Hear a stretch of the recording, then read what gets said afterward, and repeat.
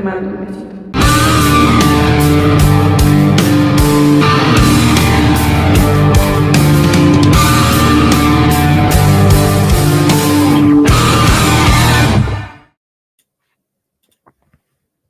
All right, we're on Disco Acid Cool TV. Dude, I don't know why I always start off complaining about my fucking streaming service. This thing like changed. I went live like twice and then immediately like ended it because it stopped. It used to what it used to do was you would hit go live and then it would let you change the title. Like you would set the title of the show or the episode and set the thumbnail, but now it just goes straight to live. So now the title is just what my last stream's title was. And I've got to change all that shit right now. What am I calling this shit? Let me see.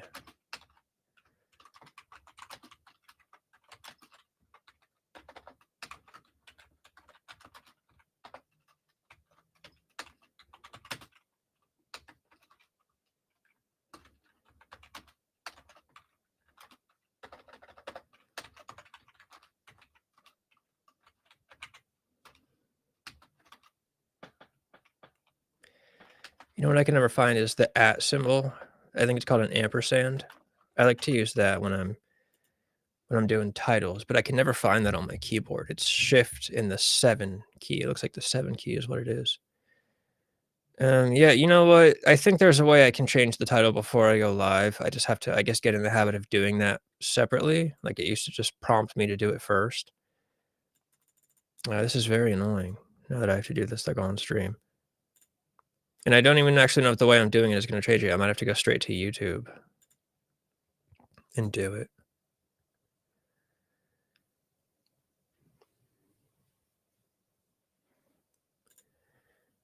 The intro is kind of glitching too. Yeah, is everything fine now? Like, what's it sound like now, or what's it look like now? My whole thing was kind of weird when I first got on. It made me log in again, which it never usually makes me log in. I'm usually just I open up the page and it's logged in right away. But I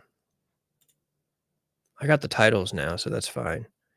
Man, if the intro is glitching, that sucks.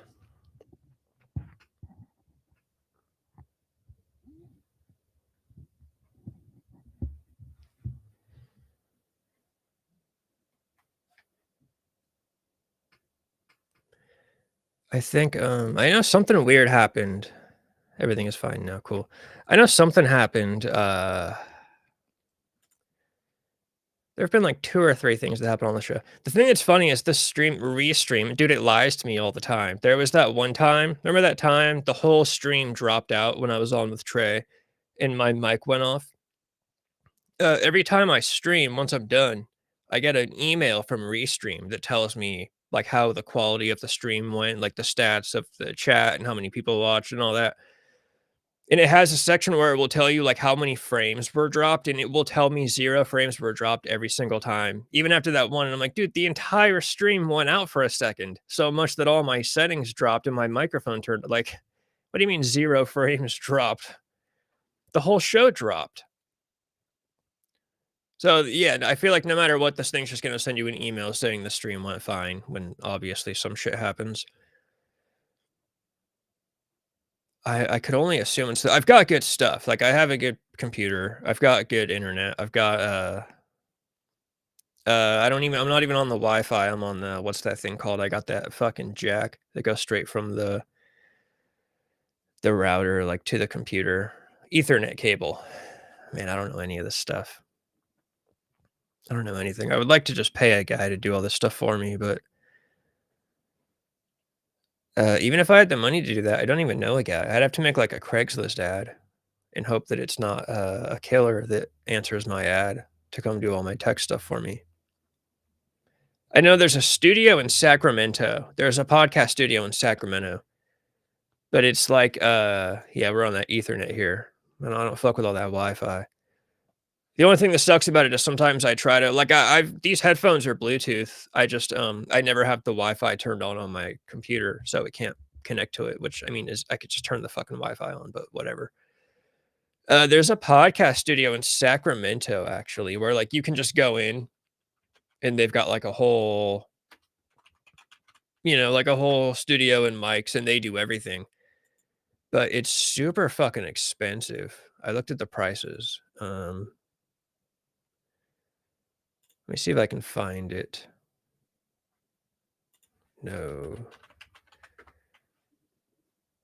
Is it this one?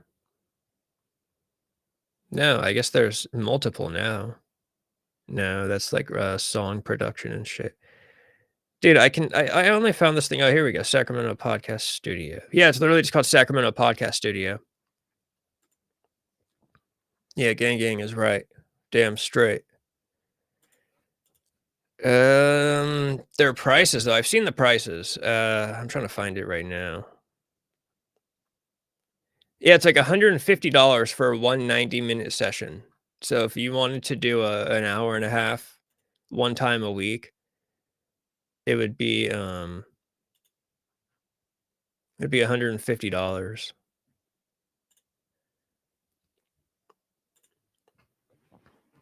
Which I guess if you're rich, that's probably no issue, but obviously we're not rich here yet.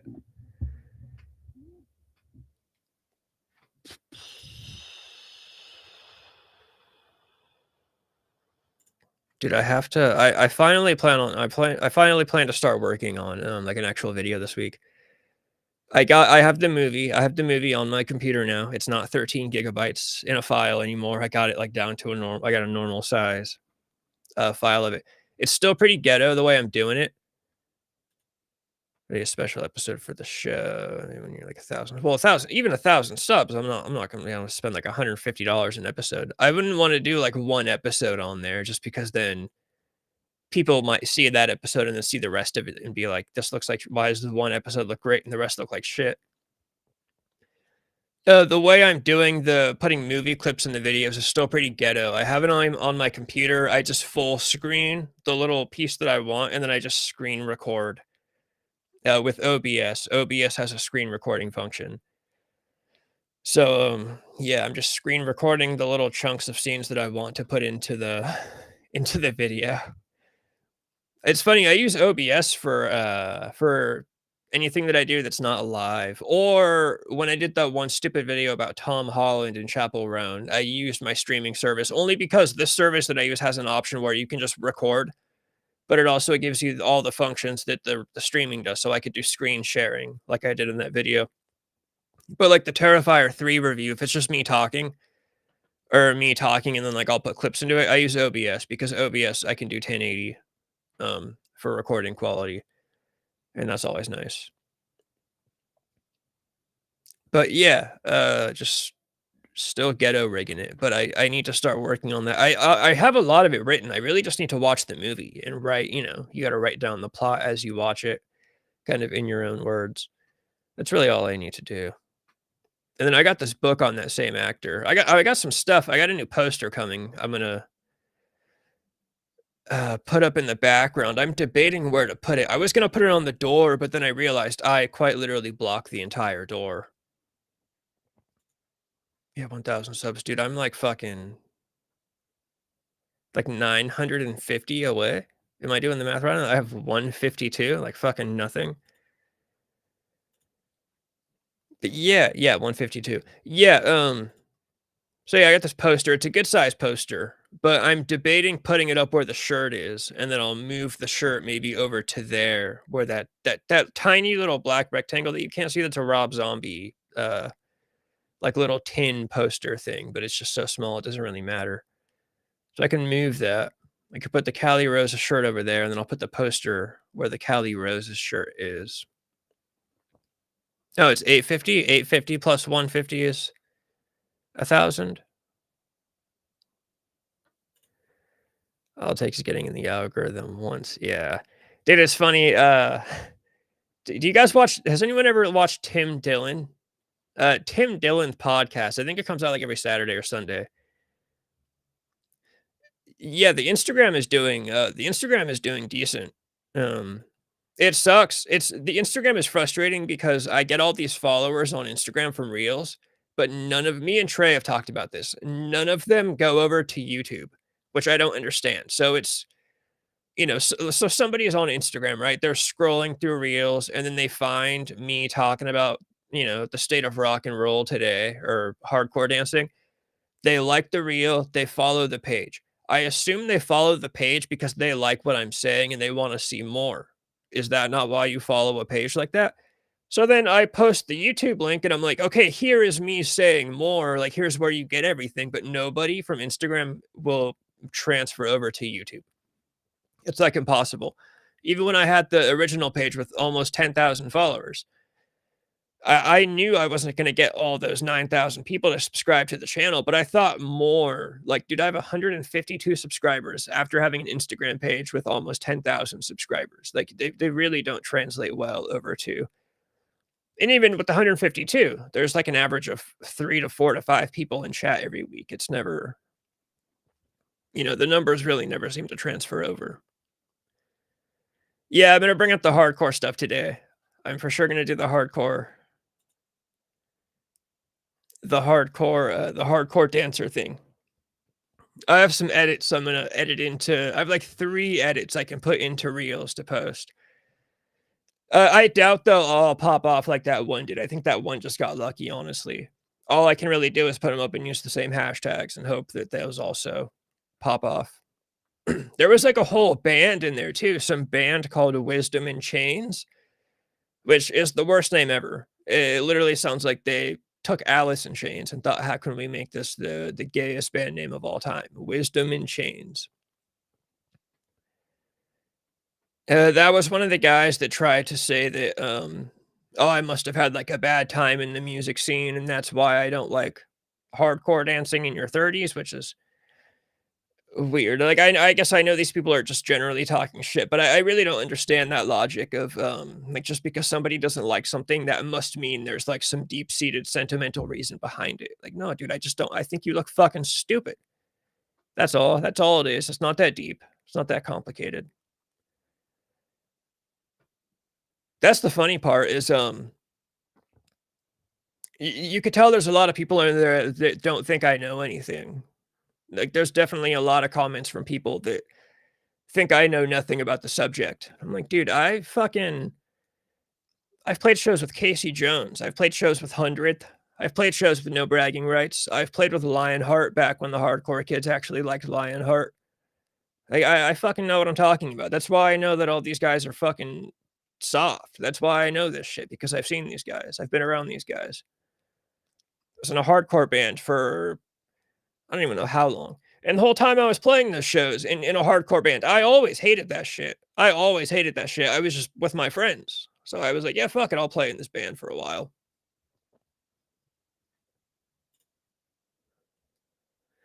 Yeah, somebody in the comments went onto that comment thread and called Wisdom in Chains, like, one of the biggest hardcore bands in the world, and I was like, "I've never fucking heard of this band." They have, like, 20,000 followers on Instagram. Which honestly, they really could be, 'cause nobody fucking likes hardcore. Hardcore is, like, the most talentless genre in all of music. So I could see this band with 20,000 followers being one of the biggest hardcore bands in the world. Yeah, they know it's goofy. They know it's goofy. That's why they're all crying about it. One of the things that's funny is that, one of the most, like, used comments I see from people is, "Oh, why don't you just let people enjoy things? Why don't you stop trying to stop people from having fun?" And it's like, first of all, I'm not stopping anybody from anything. I'm quite literally just talking on the internet. The same thing that everybody is allowed to do. But second of all, it's the way that they're trying to act like they're these like virtuous defenders of all that is fun and free in America or whatever. Dude, if I made a reel talking about how I think Ariana Grande sucks and nobody should listen to her, I promise none of these same dudes would be in those comments with that same energy. Nobody would be in the comments. None of the hardcore dancing community would be in the comments being like, "Bro, let people have fun and just listen to Ariana Grande. Like, who cares?" So it's funny that they're trying to go that route. Like, "Oh, why are you trying to not let people have fun?" As if I'm like, at my local police station advocating for the criminalization of hardcore dancing in your 30s. Oh, it's all ridiculous. Yeah, I gotta pull the comments up. Dude, I have, like, 3 edits that are hilarious about the subject too that I'm gonna use for reels throughout the week.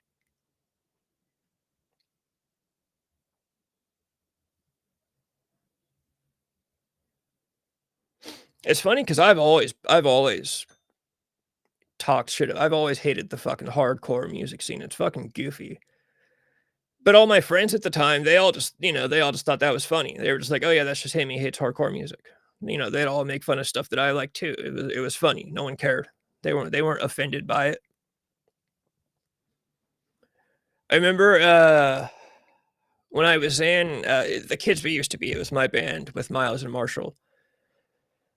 We played that Casey Jones show. This is, like, when I knew that I needed to quit because this was, like, not the place for me. We played with Casey Jones, who was, like, at the time, like, a legendary straight edge hardcore band, and I was literally going to walk out of the venue to go to the alley behind the venue and drink beer with a bunch of other people, and I had to walk past the merch booth for Casey Jones, and they had a shirt.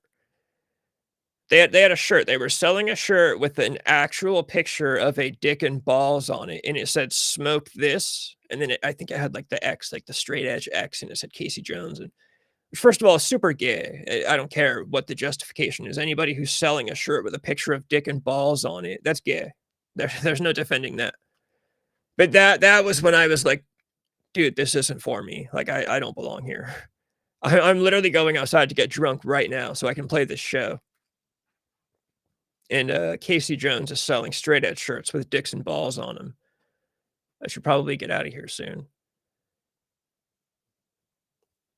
But yeah, no, that's the funniest part. They all have these stories about, that one guy was like, "Oh, he probably got bashed in a pit and didn't." Like, no, dude, I was first of all, I was not in the pit because I was fucking playing the music that these kids were acting like fucking fools to. That's what I was doing when you guys were, flailing your arms around in the air like fucking tweakers out in the streets. I was the guy on stage providing the fucking music for you to do so for this. So you're welcome to the hardcore community. You guys are welcome, first and foremost. I will accept my thank you in the next Reels comment section.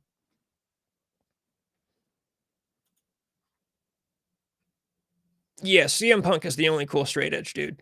That's for sure. There's not been many others that I've seen that I'm particularly fond of. One of the funniest things is when people, like, under the age of 21 claim straight edge, which was a big thing when I was, like, in high school. There were kids that were like, "Oh, yeah, straight edge." I'm like, "Bro, you're fucking, like, 17. Like, of course you're straight edge."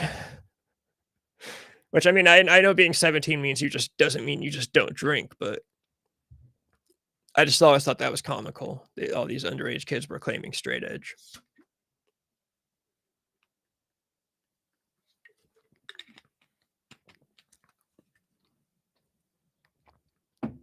The funniest part about most straight edge people is they always forget about, or they ignore, coincidentally, the 3rd X means, promiscuous sex. You're not supposed to, like, have sex with girls when you're straight edge.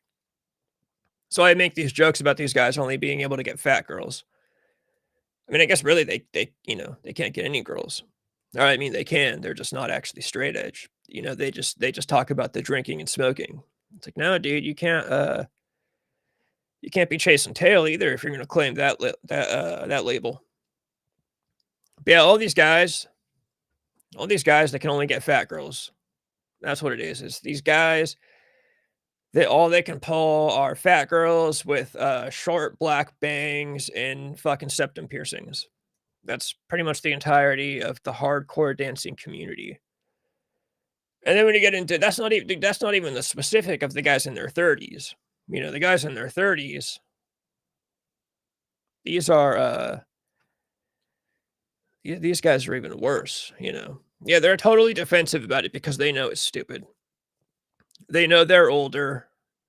They know they're not cool anymore. They know their time has passed. But we live in this weird generation where nobody wants to admit that they're getting older. Like, we're like the first generation where people are trying to act like they're young forever.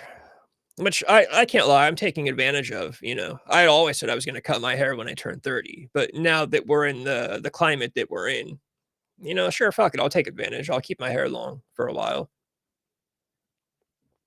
I'll wear hoodies with the fucking Zodiac killer on it while I'm 31. I mean, everyone else is doing stupid shit, so I'll do some of it. But at least I draw the line somewhere. Like, I'm not hardcore dancing to to bands that nobody should be hardcore dancing at. People were trying to get on me for, they thought I was, when I listed off the band, when I said that these guys are hardcore dancing to bands where the members consist of, like, restaurant fry cooks and, Target H&R members, they thought I was, like, making fun of working class people. There was a guy in the comments that got very into that, like, "Yeah, hardcore is the genre of the working class man." It's like, "Dude, no. All I was saying by that is that you would never catch me losing my mind like that, unless I was, like, watching the Beatles play. If, like, the Beatles came back to life and performed a show and I got to go, that's the only time that I would embarrass myself by, like, getting into a pit and hardcore dancing, which obviously you wouldn't do for the Beatles anyways, but that's what I was getting at. Like, you're going to see these 4 or 5 fucking nobodies. They probably aren't even playing on a stage. They're probably playing, like, on the floor right in front of you, and you gotta act like it's the fucking coolest thing in the world. That band Wisdom and Chains. Yeah, yeah, swinging at bills and responsibility. So, like, every hardcore swing that he throws in the air is like a fucking, "This one's for the cell phone bill I just paid last week," and "This one's for the fact that I had to pay for my mom's doctor's visit last." I don't even fucking know what this guy was talking about. Like, dude, yeah, we all have to do that shit, but we don't all have to embarrass ourselves like you guys do. Wisdom in Chains was trying to tell me that, that hardcore dancing is like an involuntary movement to the music. It was like, what are you talking about? Involuntary movement to music is like when you hear a good beat and you kinda bob your head back and forth. That happens to me all the time. If you're hardcore dancing involuntarily when you hear music, that's a condition. Like, you gotta go get that looked at or something. That's, you know, that's not right. There's nothing right about what are you talking about? He also called it tribal. Like, it's a tribal involuntary movement. Like, it's a bunch of these, like, fucking, like, uncivilized people from the Amazon that are, like, having tribal dances around a fire or something just at a hardcore show. I'm like, "Dude, you guys are doing yourselves no favors." And as far as I'm concerned, dude, the ratio's great. There's more likes than comments. First of all, I fucked up because half the comments are from me replying.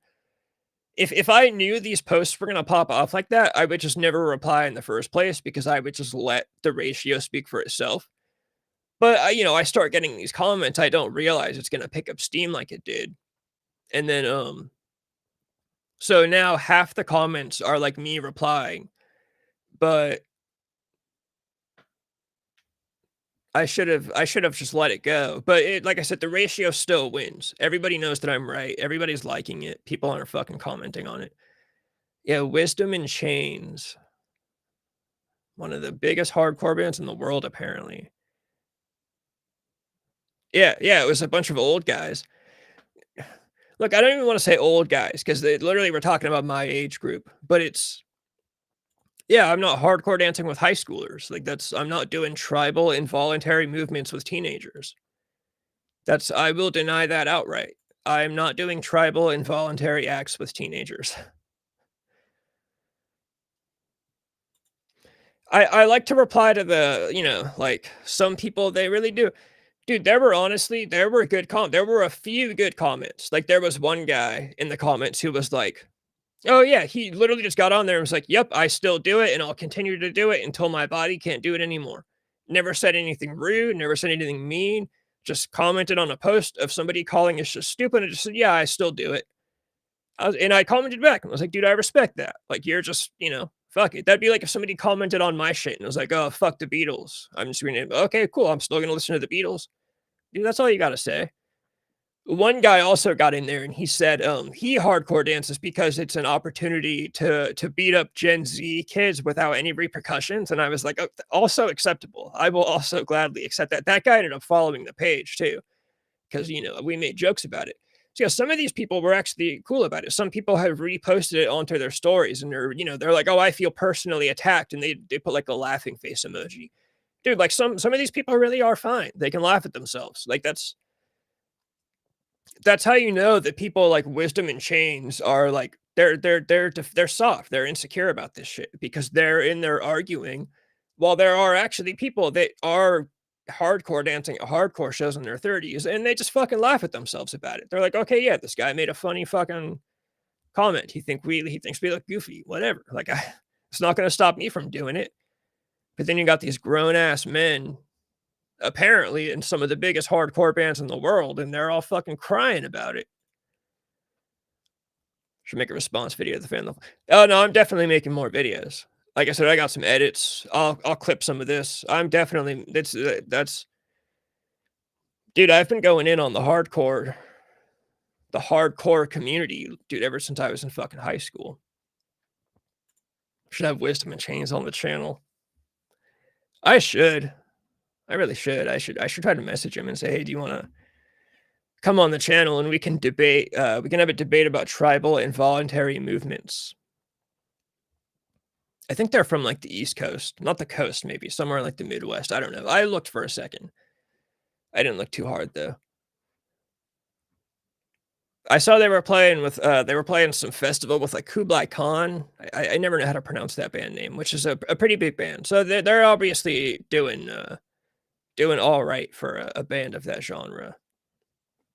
Aside from naming themselves Wisdom in Chains, that's just the worst thing I've ever heard.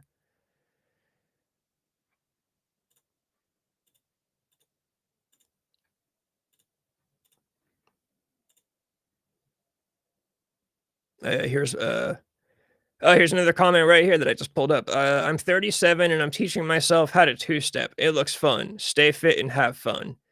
Okay, see, that's also a respectable comment. Just like, yeah, I'd do it. Dirty white boy, 118. One of the comments was from a dude that said, I'm an iron worker, so it keeps my joints limber so I can continue to do it in my 30s, something like that. And I thought that was pretty funny. But yeah, no, there are some people in there that have just been like good sports about it and they're funny. But you can tell the dudes that are like not confident in what they're doing because they're crumbling about it. Like, just fucking crumbling about it in the comment section of an Instagrammer with 600 followers.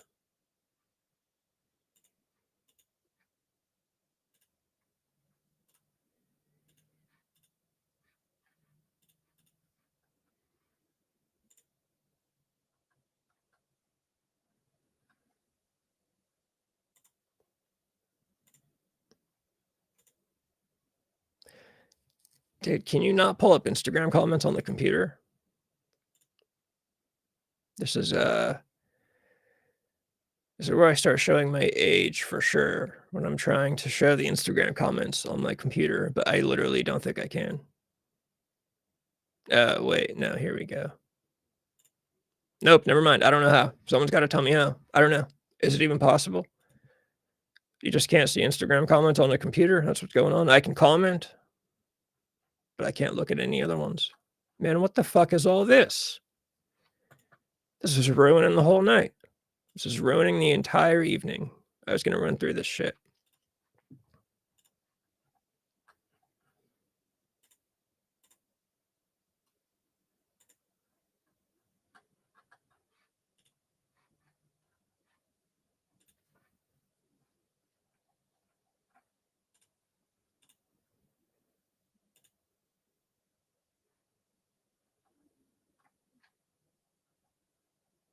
Oh, yeah, I can. They look really small, and I guess I could try zooming in right on them.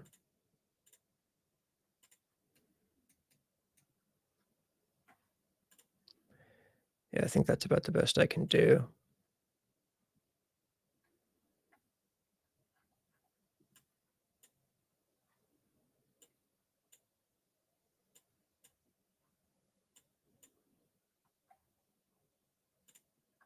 And then there's the hidden comments because they cuss. I hate when Instagram hides the comments.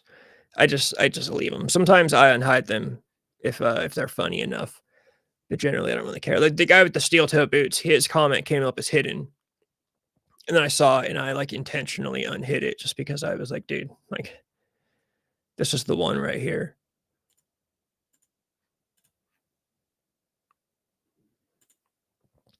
Okay, yeah, that's pretty good.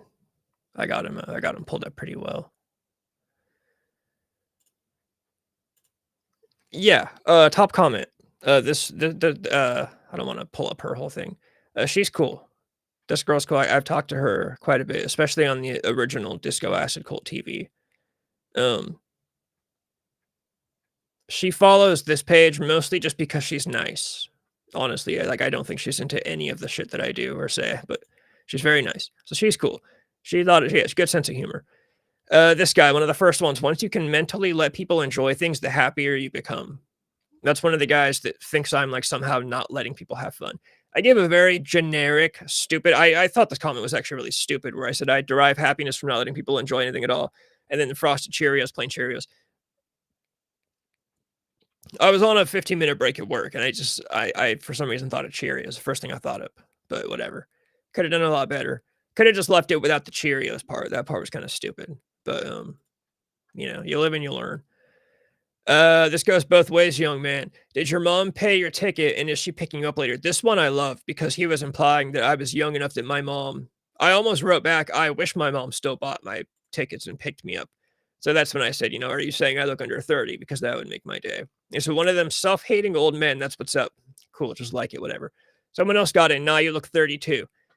Which I don't know if that's supposed to be an insult, especially coming from the people that claim that your 30s aren't even old. You can still hardcore dance in your 30s. So it's funny how they'll say, you know, "Oh, we all still enjoy things. We're not even old. We're all still young." But then they'll use, "No, you look 32" as an insult. Like which one is it? Are your 30s old or are they not old? Coming from a guy who spent his life savings to see MCR, no, I'm not going to see MCR. I don't even like the Black Parade all that much. Of course, I commented with the classic Macho Man gif. Don't go crazy on me right now. The guy ended up liking it because it's just an undeniable gif. It's hilarious. It's my go-to when people talk shit to me on here. Someone asked what microphone I use. That was a funny one. Yeah, it's a Rode Pod Mic USB, a red pop filter. Of course, this guy was funny. Of course, the vocalist is unemployed when I listed off the members' jobs.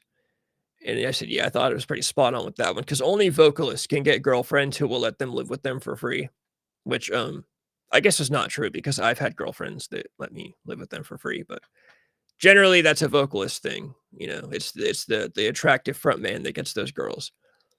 And then he quoted, it's like the girl telling her dad, like, oh, he's an artist, he's working hard.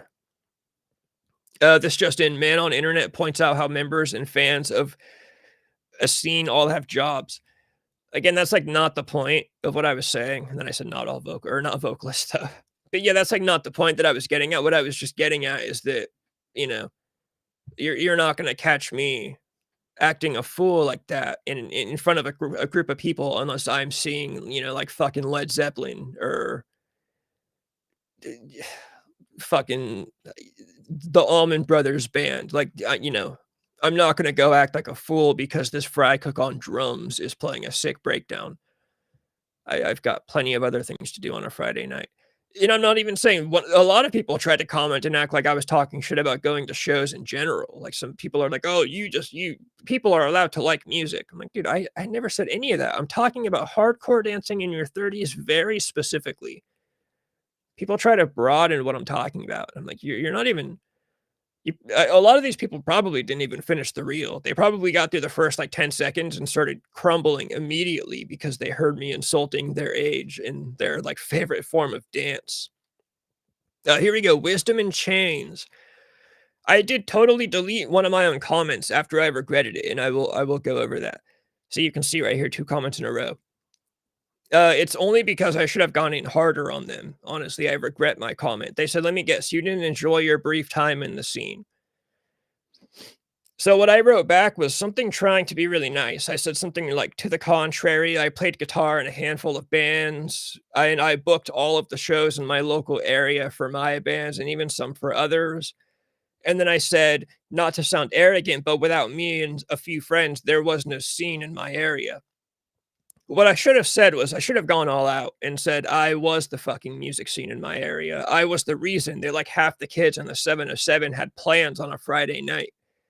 Because I'm sorry, that's just the fucking way it was. If I didn't book my band's CD release show at the Rock Studio, 300 kids didn't have fucking plans that Friday night. None of my ex-girlfriends had plans every Saturday night unless my band was playing a show in town. So, yeah, I was the fucking music scene. Yes, I enjoyed it very much. I talk about it all the time. Like, again, like I said, I've played with fucking Casey Jones. I've played with fucking Lionheart back when they were cool. I've played with fucking No Bragging Rights. So it's, I don't expect these guys on the internet to know anything about me. Obviously, I'm just a fucking stranger on the internet. But it's funny that they always have to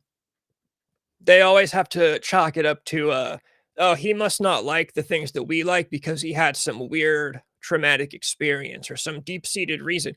No, bro, your shit just sucks. That's all it is. Your shit's fucking goofy and you look stupid. There's no deep reasoning behind it. I didn't have some fucking experience when I was a teenager. I didn't dislike my time in the scene. You just look like a fucking moron. That's what it is. So then after I said that, or I should have said that, he said, "Your tone is arrogant and condescending." Also, of course it looks silly. Knowing it appears silly and also doing it anyway, regardless of what others think, in a sort of tribal, involuntary reaction to a music that moves someone in a way that cannot be explained is the very reason that it's so special. Okay, again, from the guy that's played shows, the guy that played shows for all these motherfuckers for a time in my life. That's not why people hardcore dance. These guys do this shit because they think it looks cool. I it's like a fucking mating call for the fat girls at these hardcore shows. That's why these guys do it. They want to impress the fat girls. And because they want to fight other dudes in the crowd, but they're too passive aggressive to just do it. That's one of my favorite things when you get like, dude, this is the group of guys that like two guys want to fight, but they won't just go outside. So they'll kind of like hardcore dance a little too close to each other. And, when you get too close to someone, he's going to get mad and he might punch you, but then he wants to get close to other people. It's ridiculous. So I've always hated that. To me, it's very disingenuous when these guys try to paint it like it's this very innocent, like for the love of music.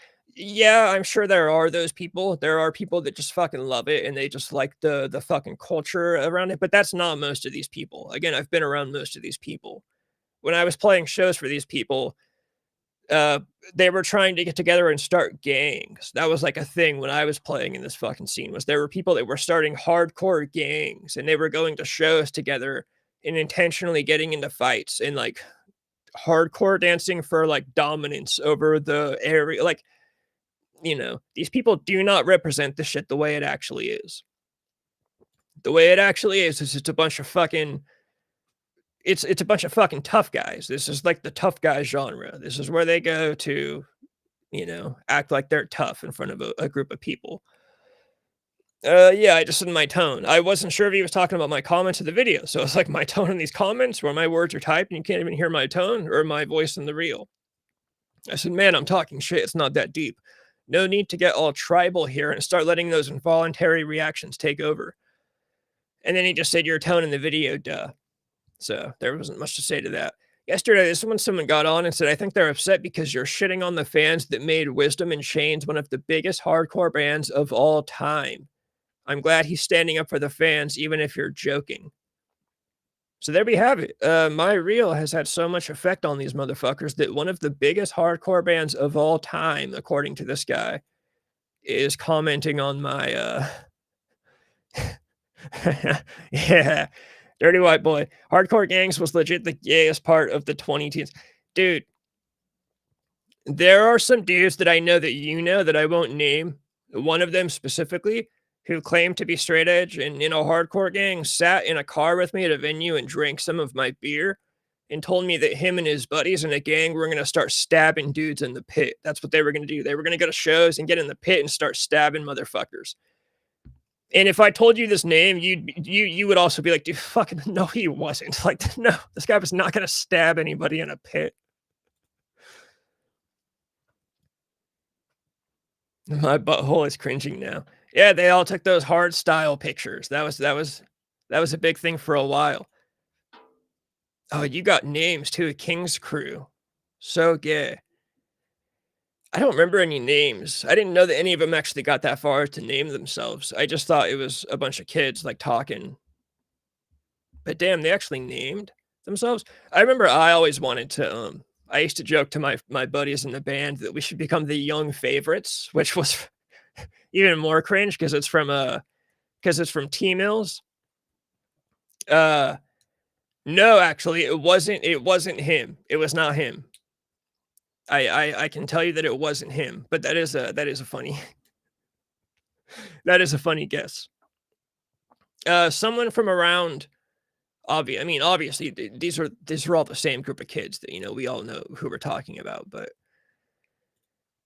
dude, yeah, it was too much. So that's one of the things I find disingenuous, that these guys try to portray this, especially, dude, this guy from Wisdom and Chains. I went to the page. I'm not gonna pull it up now because 'cause I'm zoomed in, but he knows he's not being honest. Like, he knows. This is an older dude.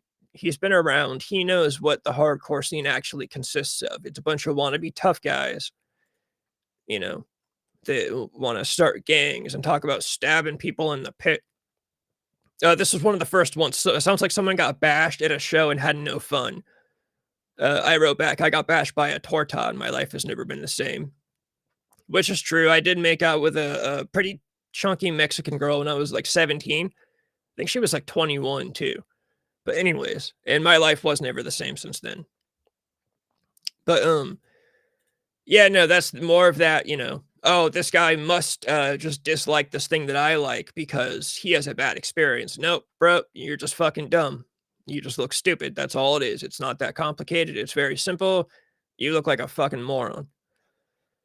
Here we go, here's the big one. Swinging at bills, obligations, responsibilities. Let the grown men have their moments. They put the work in so you can make a video like this from your room, kid. Right, so then I wrote back, "A dude hardcore dancing bought my computer and my streaming setup and phone and pays for my Wi-Fi? That's news to me. Let me know who, so I can send him a card telling him he's doing a bad job because my money still disappears every month."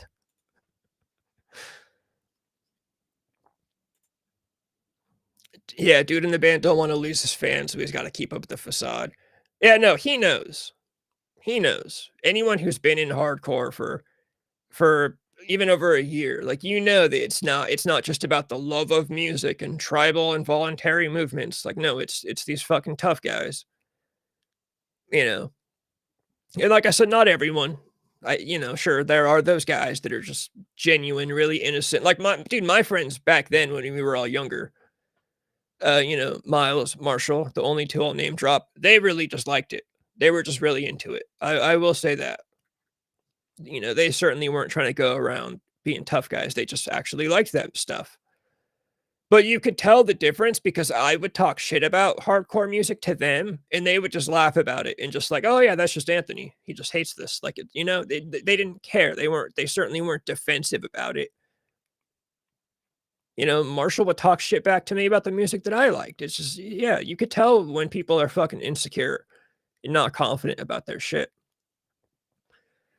So then this guy gets real into it. The guy working at your local power company, the construction worker that built the place you are living in. This guy's turning into Kamala Harris. He's gonna tell me that he grew up in a middle class family. The guy working on the cable lines and more blue collar workers need a release. If it's not for you, don't judge it just to make a clickable video interesting. I've played with guys putting in 50-hour plus work weeks that play shows and go to shows and get their negative energy out. Your content, right? My content's not real. We got to get the air quotes, which, by the way, I hate the term content. So that's fine if he wants to disregard my stuff as not content. I fucking hate the term content creator. Your content makes me think that you're not in a hard working slash hands-on blue collar life. So I understand the reasons for your lack of understanding. Your age, he can't spell, you age, Your age also tells you lack understanding of the working class history and origins of hardcore music. Don't spread negative hate on things you don't know. It won't grow your audience. Well, first of all, my audience has grown because of this exact reel, so that's awesome. Much love to this guy for contributing to my engagement and contributing to my follower growth. I appreciate this guy. Um, Max Phallus. Yeah, much love, brother. Thank you for helping me grow my audience. Um, yeah, I don't need a history lesson about hardcore. I know, I get it. I don't need to keep saying that I've been in this fucking world. Um, there's plenty of other ways to get your negative energy out other than making a fool out of yourself. I did have to comment back. I kinda got a little this was a terrible comment, I can't lie. I was trying to be smart. "You're sorely mistaken about" I'm so fucking gay. When I'm at work and I'm on my break, like, my neck was hurting and I'm trying to be snarky, but it's not working, and I just told the guy I work 12-hour shifts. And I said, "My content doesn't reflect that because I don't really care for it to reflect that." And I've said that before. When I got this job I'm at now, Annie asked me, "Where'd you get a job?" And I said, I don't wanna say it. I hope people watch my stuff and think I'm like an unemployed dude that can't get over his ex-girlfriend. I hope that is the character that I'm giving off. So, yeah, no, I'm not, no, I don't sit here and talk about what I do for work or what I do for a job. But I can tell this guy that I do not go home feeling well after work. That is for sure. But yeah, some other people commented this too, the whole spreading negative hate, like, that's so, like, false and dramatic. Like, I'm talking shit about hardcore dancing. You would think I said something fucking racist. Like, you would think I sat here and talked about, you know, like, got racist on a bunch of people. Yeah, yeah, I was sorely mistaken. I've had better moments. I've had better moments. But yeah, the whole spreading negativity and hate, like, dude, shut up. It's not, you're being just now, this guy's being way too sensitive talking about negative hate on the internet. Like I said, if I made a reel talking about how Taylor Swift sucks, this same guy would not be commenting on it, telling me not to spread negativity and hate. It's bullshit. These guys are not the defenders of positivity. And, they're not the defenders of fun that they claim to be. It's just because I'm making fun of something that they like to do and they're insecure about it. That's all it is. Yeah, and then he just said understood. Like, I was like, "Oh, okay, like, did I win? Like, are we continuing?" Or I wanted to call him Kamala Harris. I almost commented back and said something about Kamala Harris just because the way he went on about, like, the working class. I was like, "Bro, why don't you run for president? Like, since you understand the working class so well, like, I'll vote for you." I would vote for Max Phallus if he ran for president. This guy, Orion Writes Bicycle, longtime follower. He's a cool dude. Laughing face emoji. What more could you want? All our lives suck. Everything you said is real. Laugh out loud. Yes, of course, the construction guy who works all day for no money is going to want to throw hands. I did reply, and so far I said that was the best response I'd gotten. I said I too feel the urge to throw hands at the air many times throughout the work week. What I left out of the comment was that I don't, because I have self-control and I'm not a fucking idiot. And if I was going to do it, I would do it in the privacy of my own bedroom, not in front of a group of people. So yeah, they want to look tough for the fat bitches. I can't hate on that. Dude, if anybody would have commented and been like, bro, there's fat girls at hardcore shows and I'm trying to take one home. Again, I would have said mad respect. Mad respect. If you're trying to take home a torta with a septum piercing, awesome. I hope you succeed. I'm in your corner if that's the case. I'm on your side. I will apologize to you personally if that's your goal. If in this next reel somebody comments and says, "Bro, I'm trying to pick up a fat girl and she likes 30-year-olds that hardcore dance," I will personally apologize to that person. I will make an entire reel apologizing to that person if he just comes out and admits that that's what he's trying to do. Here's another virtuous defender of all that is fun and free in America. So you don't like people enjoying themselves. That literally has nothing to do with you. Gotcha. I said, absolutely not. If anyone is ever enjoying anything, oh, this guy got real weird. I said, if anyone is ever enjoying anything, I will come stomp all over that fun like Godzilla. Then it sounds like he wanted to, like, psychologically like, examine me. He said, "Does it feel weird? And please answer honestly. To come up with what you think is quippy to every single person's opposite opinion, or" and I've seen you answer a whole slew of retorts, so this guy has been going through the comments, looking at all my comments. That's normal.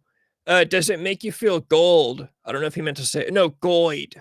Is that an I or an L? I think it says goid. Obviously, he meant to say good, but he's, fucking retarded. Does it make you feel good to argue and stay oppositional? Again, an honest answer would be amazing. So this guy's like a therapist or something, and he's trying to diagnose me with why I like to talk shit to people. So I just told him no. I just very simply had Bugs Bunny tell him no. That was the easiest way to handle that. This guy, OMG, this guy I had a funny encounter with. He liked my last comment. He was funny. And paid autism studies is a great name. OMG, who told you it was okay to talk? Get a job. I said. And who told grown men that it was acceptable to say OMG? He says, me, I'm the boss. Get back to work. I said, oh shoot, sorry, I didn't know. Sir, yes, sir. You know, that's kind of like the main takeaway. If you're funny, if you say something funny, like, dude, I'll talk shit about myself. Like, I'll end up letting you win entirely if I think you're funny. That's, none of this has to be that fucking complicated. Growing up, going to shows, and throwing down. That's another term I haven't heard since I was a teenager. Bro, are we going to the show this weekend? And are we gonna throw down? That was always the question. Are we gonna throw down this weekend? Or are we not?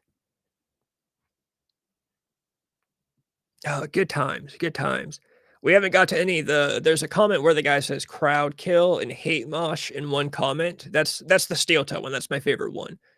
But throwing down, yeah, I forgot about that. Yeah, dude, we used to throw down. Bro, did you go to the fucking I don't even know. I can't even think of a name. Did you go to the fucking dude, I don't know. Did you go to the oh, you know what? Did you go to the fucking Wisdom and Chains show? Did you go to the Wisdom and Chains show? And did you throw down last week? Did you see me throwing down to Wisdom and Chains last Friday? I had more money to go to more shows, whatever the fuck, I missed part of it. Now that I'm older and I work, I have I have money to go to more shows and throw down again, but now I don't have the time. I don't know, that's just kinda sad. He just is like, "Yeah, I wish I still could, but I can't anymore," so I couldn't think of anything to say. The best comment. It's pinned. I guess it's not pinned on the internet, or, like, when I go on a PC, that's weird, I don't know why. Yeah, that was the best comment, and I did say this gets the pin. Easily the best. Uh, I don't know if it's, Ric Flair hardcore dancing or if it's, like, that's supposed to be me punking everybody in the comments. I couldn't tell what the interpretation was, but either way, it was the best comment. This guy was clearly trying to quote me and thought I think he was making fun of the way I talk. Like, maybe I talk like a California guy because the way he says "sha" right here makes me think it's like California. Uh California type talk. You're 30, it's but yeah, in quotes, you're 34, man. Like, have a family, which I never said. Work your job, which I never said. And be happy with that, which I never said. What's wrong with you? Like, why do you even like music, man? Which I also never said. I fucking love music. Without music, I would have died fucking years ago. Like, grow up, dude. Shaw. Like, for reals, bro.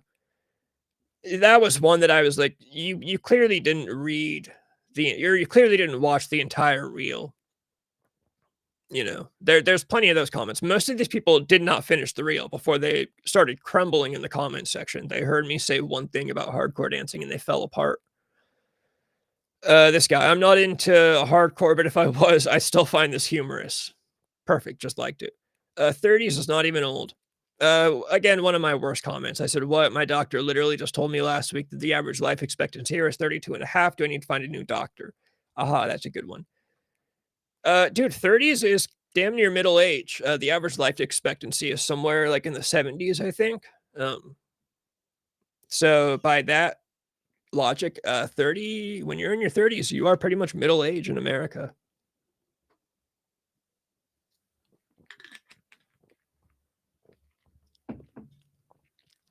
So, a bunch of middle-aged men hardcore dancing. Dude, what the fuck is happening on my phone? Yeah, it was just Instagram reels that people are sending me. The mid-shift comment's tough. Yeah, yeah, pretty much. 30s is definitely middle age. Yeah. Yeah, yeah, no, we are, like, the first generation of people that, like, kind of refuse to grow up. There's, like, statistics about how, like, action figures more adults today are buying action figures than kids. It's either more adults are buying toys or than ever before, or more adults are buying toys than kids nowadays. And like I said, I'm guilty of all of this. I have my action figure collection right over here. I have all my movies ready. Yeah, I'm taking advantage of the social climate for sure. I still have my hair grown out. I should have cut it when I turned 29 or 30. So I'm not saying anything bad about it. I'm just at this point I'm just observing that we are like I think the first gen. I mean, people make memes about it all the time. You see like a meme that'll say like a dad in his 30s back in the 80s, and it's like a fucking balding man wearing a polo shirt. And then it'll say a dad in his 30s today, and it's like a fucking picture of like Nikki Sixx in the 80s or something when he was like fucking 21. Like this is definitely the first generation where people kind of refuse to grow up and try to act like they're still young, even when they're up to their like fucking 60s.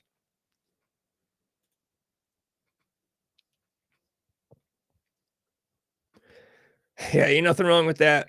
You can still do cool shit, just not fucking hardcore dancing in your buddy's basement. I can't argue with that. I just bought Omega Shenron. Yeah, Omega Shenron's one of the coolest bad guys in all of Dragon Ball for sure. That was part of my argument for why GT is so good, because Omega Shenron was like damn near unstoppable, like an actual threat. And the fact that the dragon was involved, like it was kind of like I don't remember that plot. I don't remember a lot of specifics, but Shenron had something to do. Like he was like he turned evil. That whatever it was, that whole idea I thought was really cool. And the stakes were very high when Omega Shenron came out. And of course the design was badass. I'm getting sidetracked. I'm 37 and I'm teaching myself how to two-step. It looks fun, stay fit and have fun. Okay, that seems like a happy guy. Oh, that's the guy that just commented. I'm not going to say anything mean to this guy. That's fine. At least you're only two-stepping. That was always my the only thing I really did. I just mostly two-stepped. I had a goofy little two-step back when I was like 17. Back when I was wearing a backpack, the black JanSport backpack all the time. Dirty White Boy will also know about that. And I had this style where I would hold on to the straps of my backpack, and then I would two-step, and I would kick, uh, kinda behind it literally like 16, 17-year-old shit. What's a power pint? Obviously supposed to be power point. This guy's also fucking retarded. Tofu Bricks Homie. That's a pretty cool name, though. Me, I'm that guy. You forgot stage diving, though. My favorite pastime. Yeah, see, also just like a shameless guy that's not gonna insult people. He's not crumbling. He's just saying, like, oh, yeah, I like doing this. Cool, I got respect. This one, best comment probably, aside from the Ric Flair dance. Wait, so at 37, I'm not supposed to take up the opportunity to smash Gen Z skulls without repercussions. Dude, I said honestly, when you put it that way, you may have single-handedly changed my mind. He didn't, but he is the best. He follows me now too. Um, doesn't say follow back right here. Did he unfollow me already? I'm gonna be pissed if this motherfucker unfollowed me already. There's no way. This guy still follows me. This guy was cool. Peter Rabbit. Yeah, he still follows me. Yeah, this guy was cool. I liked this guy. Then he said, an even better comment. Like, dude, I know I'm too old to be hardcore dancing, crowd killing, and moshing. I know I'm too old because the next day I legit can't get out of bed because I'm so battered, bruised, and sore. What keeps me going is knowing that some upper middle class kid got his first ass beating, which probably changed the trajectory of his life. making him a tougher, more reliable man. I became a man in the pit. So, as men, it's our duty to make sure the next generation doesn't go through its formative years without getting at least a bloody nose, or without getting at the least bloody nose, whatever the fuck. It's not about living in the past. It's about making sure the future isn't full of a bunch of pussies.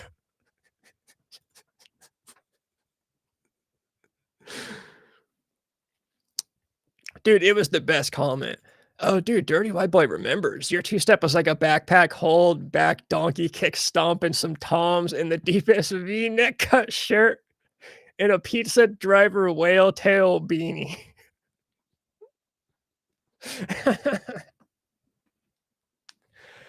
Oh, man, yeah, I remember the deep V-necks. That was my shit, was, the deep V-necks. The worst part was when I was wearing the backpack. The V-necks were so deep that the strap would pull the V over, and you could see my, like, entire chest exposed a lot of the time. That guy was clearly in a hardcore gang. Yeah, I love the part where he said he became a man in the pit.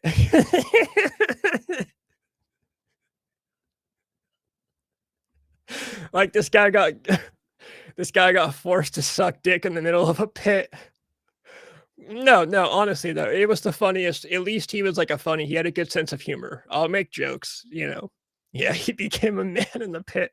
Like, he got prison gang raped in the center of a hardcore dancing pit. Oh my god, this guy went to see fucking Casey Jones and, like, 7 black dudes. I don't know why they had to be black dudes. Like, 7 dudes came up and, like, assaulted this guy in the middle of the pit.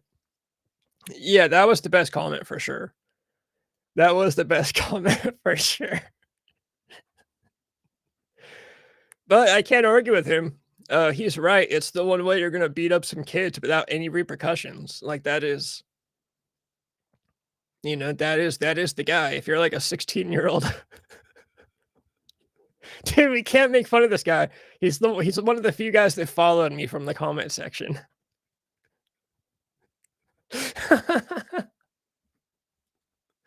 But you know what? He's not gonna subscribe to the YouTube channel, so fuck him anyways.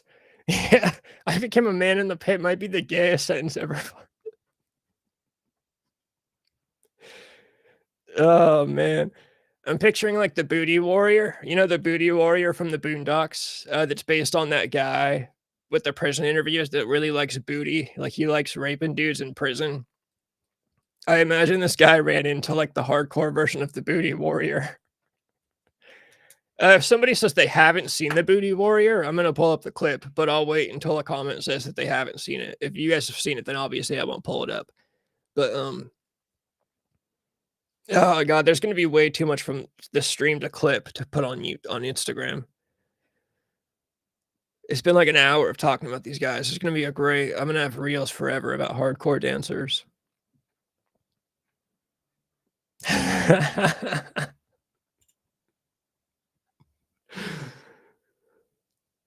Oh, man. I became a man in the pit.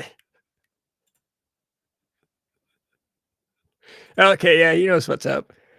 We can do this the easy way, we can do this the hard way. The choice is yours. See, I'm imagining there's a band, like, they're playing a breakdown on stage, and there's kinda like a hectic scene, but in the middle of it is this guy, and, the Booty Warrior walks up and he says, "We can do this the easy way, or we can do this the hard way." And because there's so much chaos and, like, hardcore dancing going around, nobody sees that this guy is getting forced to suck a dick on his knees in the middle of the pit, and that's him becoming a man.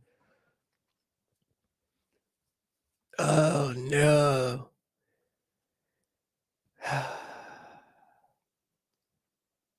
Uh, After that, they're none of them are as entertaining. The steel toe guy's kinda funny. Yeah, what are we so bent out of shape about? Gestures and everything.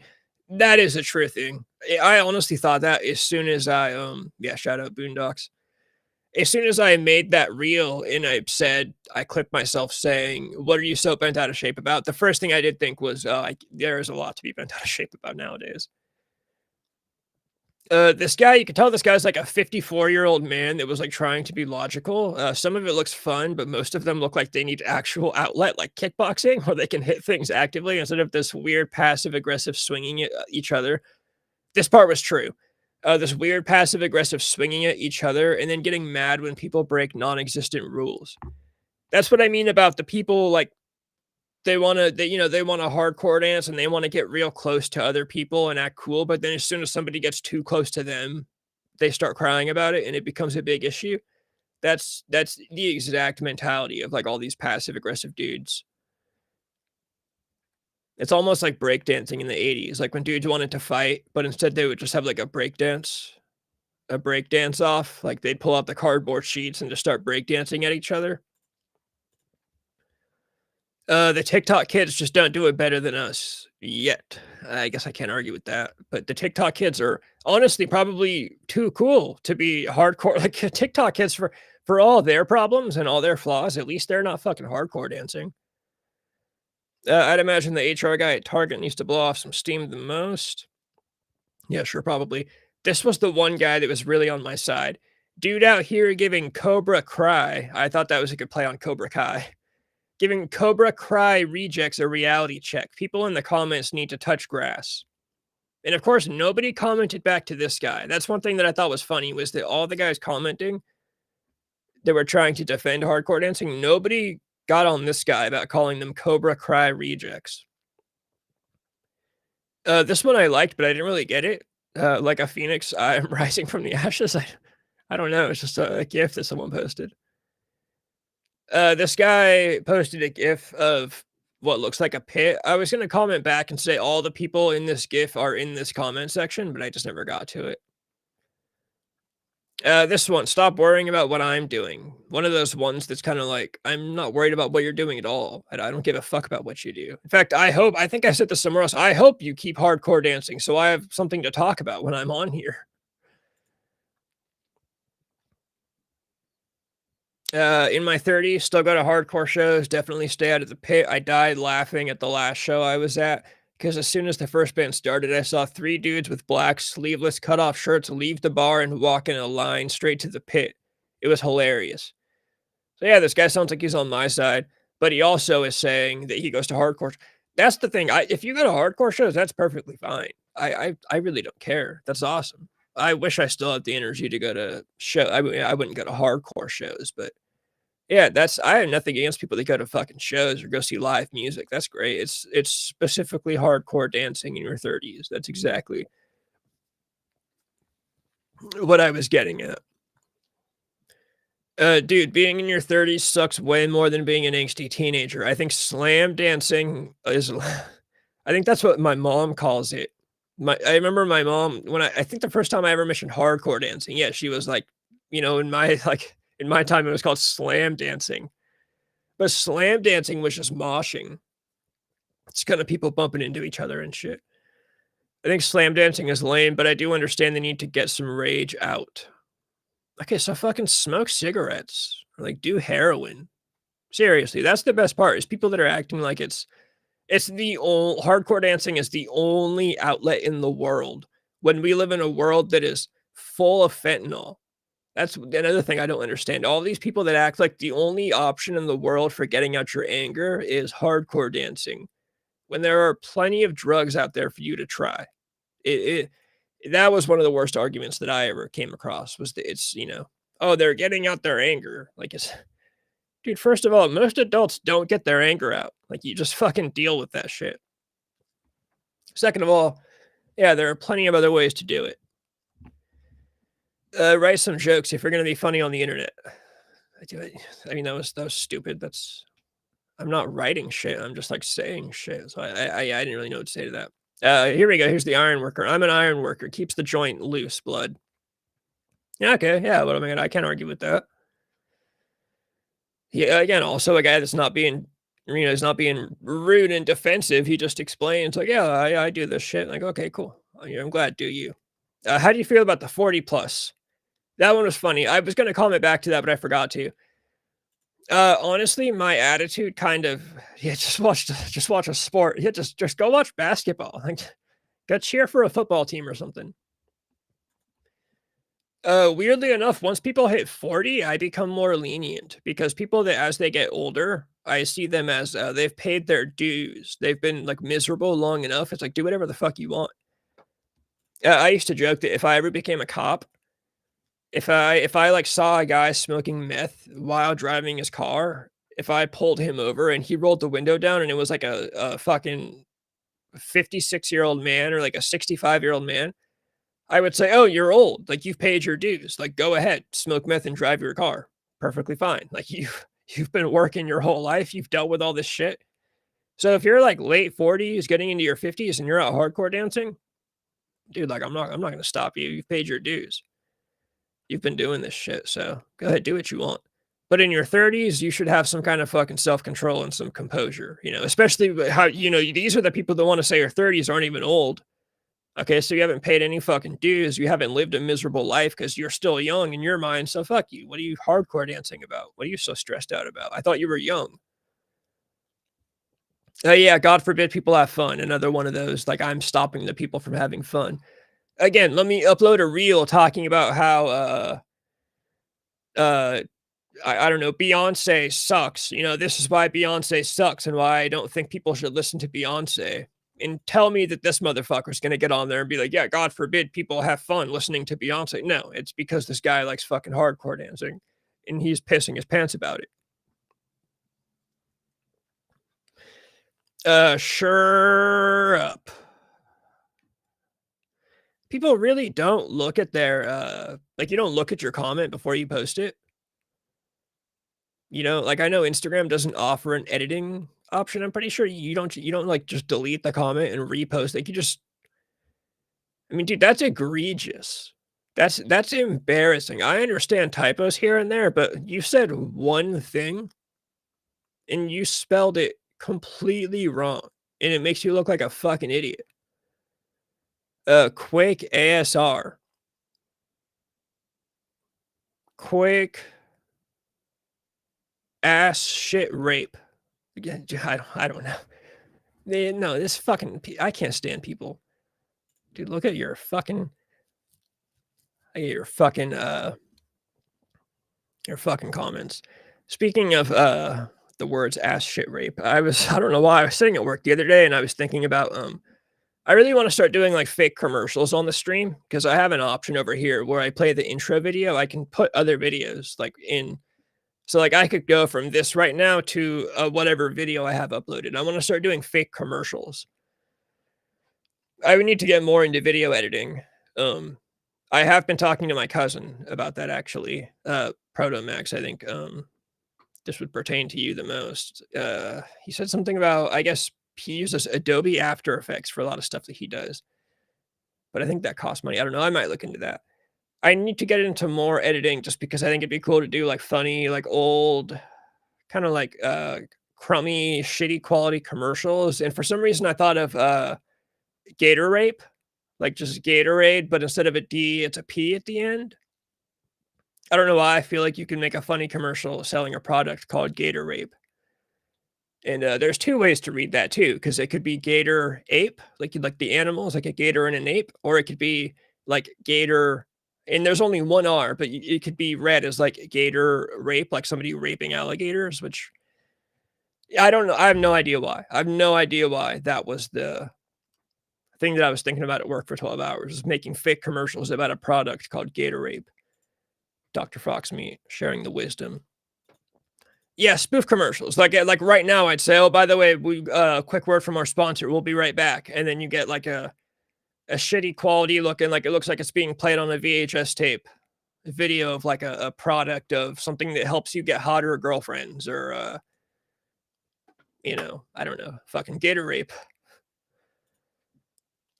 It's fun and unpretentious. Unpretentious. Here's another disingenuous guy that either doesn't know about like half the dudes in the hardcore scene or like is just lying. Because no, it's like one of the most pretentious music scenes in the entire world.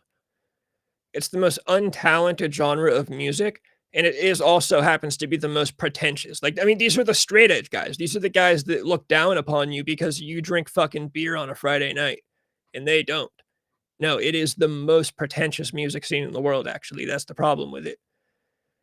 That's why nobody cares what we wear or what we do. That's completely not true. Metalcore shows have so many clicks, and prog guys are just boring. Yeah, because I'm sure this guy's hung out with a lot of fucking Prague guys. Saeed Naj H. Naji H. Uh, this guy will let you know about metalcore cliques in Prague, guys. This part was funny. Guess this guy only listens to bands with rich kids in them that never had to work. Most hardcore bands are in their 40s and 50s. It wasn't a childhood fad for them and their fans. This guy also like is missing the entire point of what I'm saying. I'm not. What do you mean? I only listen to bands with rich kids. I'm not talking shit about people in bands that have jobs. I'm saying the fact that you're gonna hype up a band so fucking much when like they practice down the street from your house. Like go fucking watch them in the garage and shut the fuck up about it. Prog rock, like progressive rock. Um, Rush is an example. Rush is like technically a they're bands that play in like crazy time signatures and they're real complex and kind of borders on I don't want to say math rock. It's certainly not math rock, but it's just a genre. It's a certain genre or a subgenre of like metal and rock. They are kind of like the nerds of rock music. That's kind of how people think of them.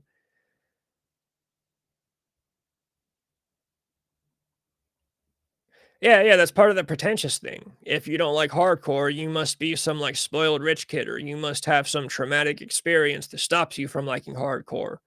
No, because they're all fucking pretentious. These are literally the guys that think their shit doesn't smell bad. They think that, they think they're like the wholesome, virtuous, like intelligent guys because they listen to fucking hardcore music that's about straight edge and it's literally the most pretentious genre, and it always has been. That's why I've always hated it. Even back in the day, I always hated the fucking attitude these guys had. Like Casey Jones selling a shirt with a picture of a dick and balls on it, telling you to smoke this. Like, oh yeah, let's like alienate half of the population that we could have as like fans, but because they smoke cigarettes, we'll tell them to smoke this dick and balls. I wanna know what member of Casey Jones got the picture of the dick and balls to put on the shirt, 'cause that's fucking gay. There's no 2 ways about that, I'm sorry. I don't care about the context. You're selling shirts with a picture of a dick and balls on it, and you wanna tell me that this genre is unpretentious. Yeah, that makes sense. This guy, yeah, because sitting at home on your computer is so much better. Yeah, because the only 2 options in the world for entertainment are hardcore dancing in your 30s or sitting on your computer at home. There is nothing else in the world to do, nothing in between, nothing on the left, nothing on the right, just hardcore dancing in your 30s or sitting at home on your computer. Dirty white boy, well, like this one cuck boy over here finna get his cheeks clapped.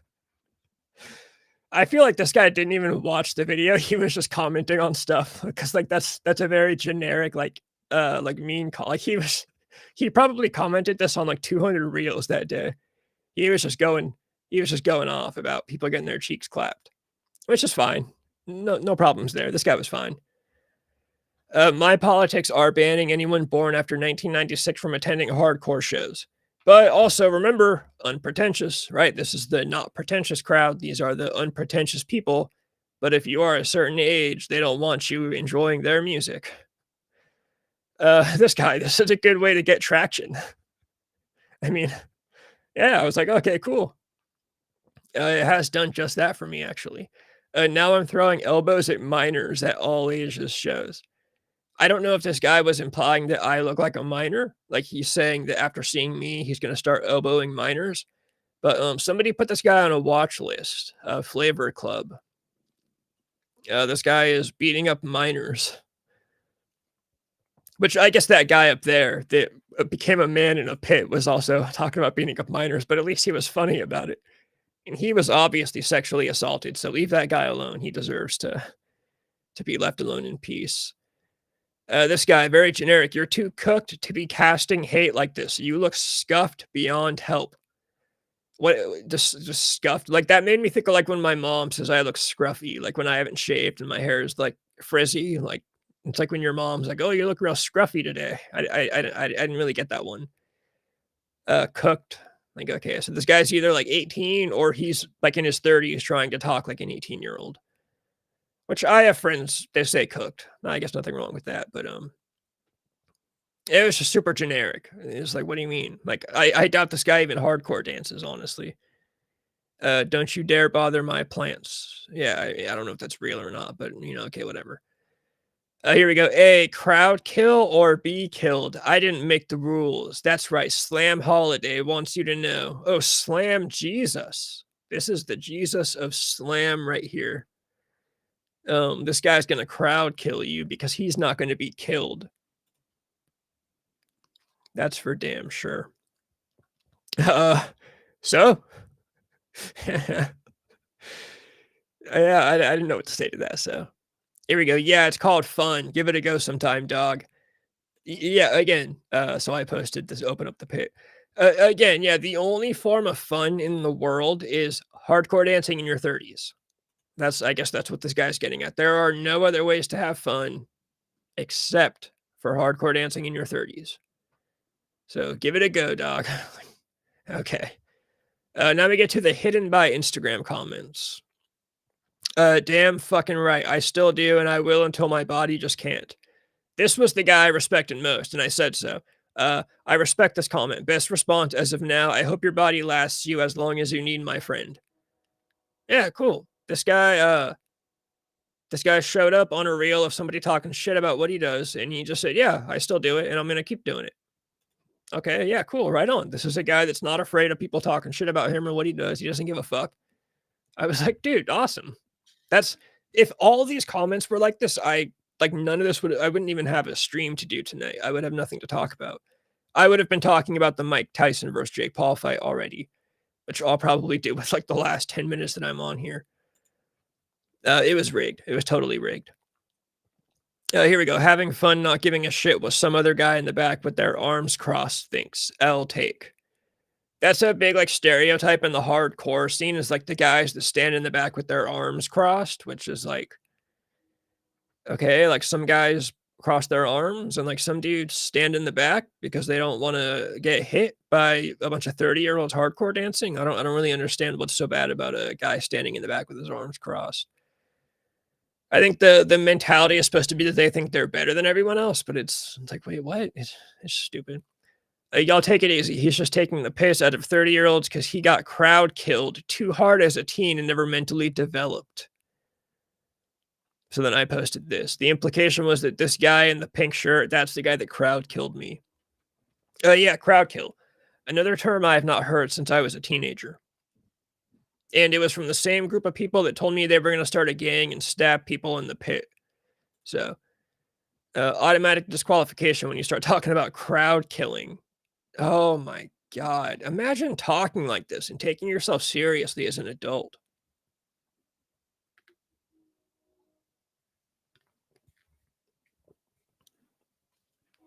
Dude, did you see me at the Wisdom and Chains show last week when I was throwing down and crowd killing? I killed that crowd by jumping on the 3 14-year-old girls standing in the front row. Who's this dweeb talking into a mic?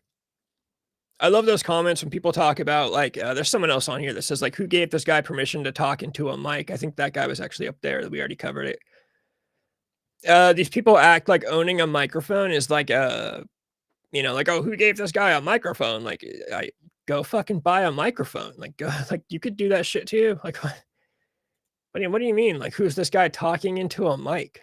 Just a fucking guy that bought a microphone and is talking. Hell yeah. So move or get moved. Okay, cool. Like, yeah, more respect. Like, just a guy, just saying he does this shit, whatever. Wait till he hears about the 40s. I almost commented back and said the 1940s are a very interesting decade in American history because he just kind of lacked all context in that comment. I knew what he was saying, like 40-year-old hardcore dancers, but people can have fun. Not everyone is a jaded ass like you. I said it's turned out to be pretty good engagement for this clip. So yeah, I hope people continue having fun. I'm all for it. Another virtuous defender of all that is fun and free in America. There's many of them here. Um, I can't wait until I post a reel talking about how, Katy Perry after, like, 2010 was never as good as she was before, and then, these same guys will come on and tell me that anybody can listen to Katy Perry and have fun all they want because that won't happen. They won't be there to defend Katy Perry. They're only here to defend hardcore dancing under the guise of them defending people having fun, right? They're just, they're trying to act a lot bigger than they actually are. This guy was kinda confusing. People like you wasting everyone's life, 60 to 70 years of energetic life, and everyone forces you to be at a standstill. Fuck you. It's like, "Wait, what? What did I do to force everyone to be at a standstill? What do you mean people like you wasting everyone's life? Like, what am I doing to waste life?" Why is that all? I don't know why Instagram only shows me, like, how do I get all the comments? We missed the guy with the steel toe comments. Like, where the fuck did that go?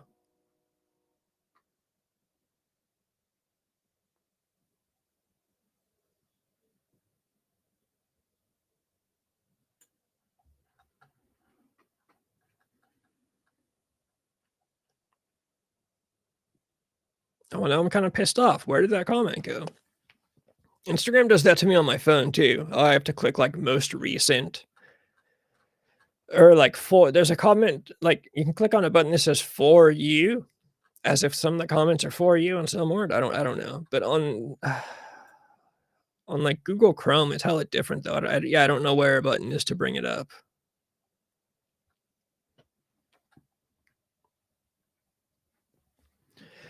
Or I don't know. Well, there's more comments than that. There's more than this. It's just they're not all coming up. One of them is a guy saying that, he doesn't advocate for hate moshing and crowd killing, but if I was ever at a show, he would look the other way if somebody hate moshed on me, and then he said, like, "Oh, fuck it, bring out the steel toe boots." Like, he wants to see me get kicked with steel toe boots because I think hardcore dancing looks stupid. And that's how sensitive these guys are. You insult their favorite form of dance, and they wanna see you get kicked with steel toe boots because they just can't handle a stranger on the internet insulting hardcore dancing. It's soft. It's really fucking soft.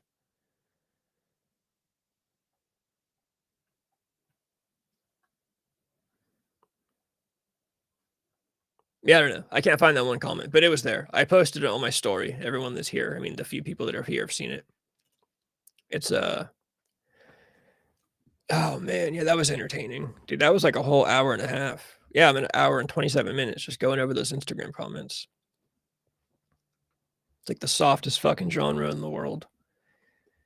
Dude, Sabrina Carpenter has tougher fans than Wisdom in Chains, that's for sure.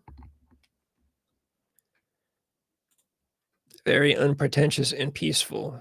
They're a virtuous bunch.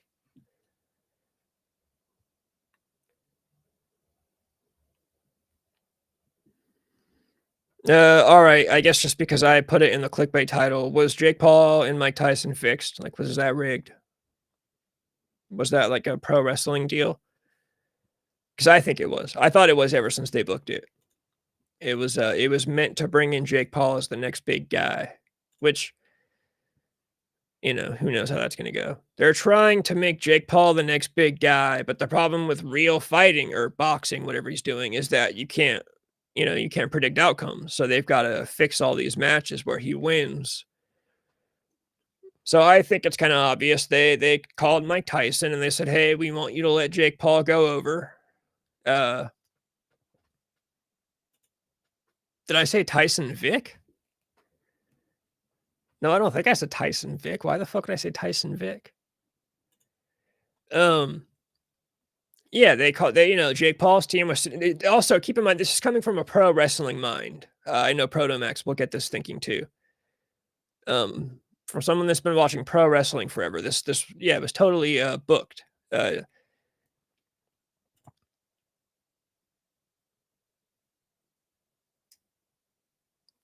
yeah, Jake Paul's team, they wanna establish him as the next big guy. They're sitting around, they're thinking, "Okay, what old guy can we beat next to get some more, notoriety?" So, At the end of the fight, you can see Jake Paul say, "I got your money." Yeah, it is I knew that's how it was gonna go. It was gonna be Jake Paul was gonna win by some decision, by some judge, and it came out to be a unanimous decision. They called Mike Tyson, they said, "We need you to take a loss for Jake Paul," and he said, "Okay, fine, but I'm not gonna take a KO. I'm gonna leave with my head high," and they said, "Okay, cool, we'll just do a unanimous decision." You never fall off your feet, you stay on your feet the whole time, you look strong, Jake looks strong, everybody walks away. That's why it was such a boring fight because they knew the whole time, "Okay, no one's gonna lose for real, like, we're not actually," Mike Tyson has a brand to protect, you can't see him actually getting hit hard like that. It's probably Logan's idea after his time in WWE. Yeah, no, it's goofy, it's kinda goofy, I don't know. I just like, how long can you box? Only boxing, like, retired guys. Can he I mean, he could go forever. I mean, he's obviously making money, right? I can't complain. I've got 152 subscribers. These guys pulled in, like, what, over 100 million viewers on Netflix? So, I don't know what I'm talking about. I should be taking lessons from Jake Paul, I guess. But, yeah, I had one friend on Facebook, he was trying to say, "No, it wasn't fixed, just that Mike Tyson was winded, he was old," which, yeah, he's old and he's winded, but, dude, there was that video of him training. He didn't look winded when he was training, and I know training is different than a fight. I totally get that, but I don't believe that's the best Mike Tyson can do. I don't believe that at all.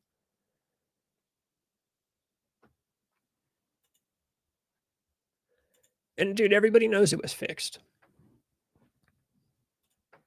Everybody fucking knows it was fixed.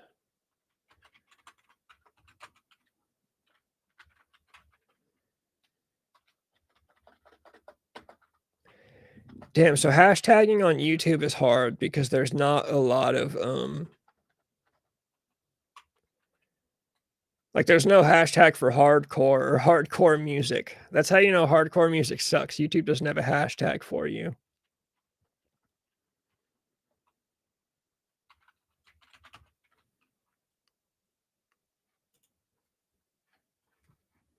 Um, I don't know.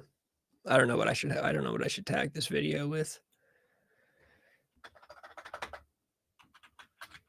Drama, that's always a good one. Drama has a lot of clicks. Drama will do commentary. I always like to put a commentary tag in there. Comedy, just because that's a fucking generic one. We'll throw a trending in there, and then I'll put in the Mike Tyson, Jake Paul hashtags because I didn't mention it. If you want to see me talk about this, you got to get through an hour and a half of me talking about hardcore motherfuckers being soft. And then I add more to it later. That's what I do. Who all is actually here? I know Protomax is still here. Dirty White Boy, I know you're here because you just commented when I said Tyson. When did I say Tyson Vic? Who the fuck is Tyson Vic? Man, I'm real stressed about that glitchy intro. If I rewatch the video when it's done, dude, I'm gonna pull it up right now. I want to see if this fucking intro is glitchy. Because then I'm gonna want to edit it out. Yeah, I always do. I usually do podcast in there, which is funny because I hate this being called a podcast. I call it a talk show. But I use the hashtags that I have to use to get the job done. Well, I guess not very well, but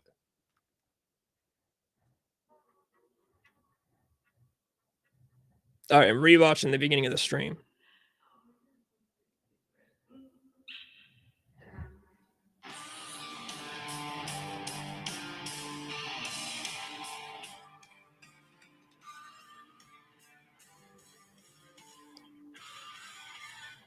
Dude, it was totally not glitchy on the playback. I guess that's good. Whatever, I'll take it. Tyson Vic is the blackest name on earth. Yeah, it probably is. Tyson Vic. That's a pretty badass name. I wouldn't fuck with a guy named Tyson Vick. It makes me think of, who's the Vic? Wasn't there a football player?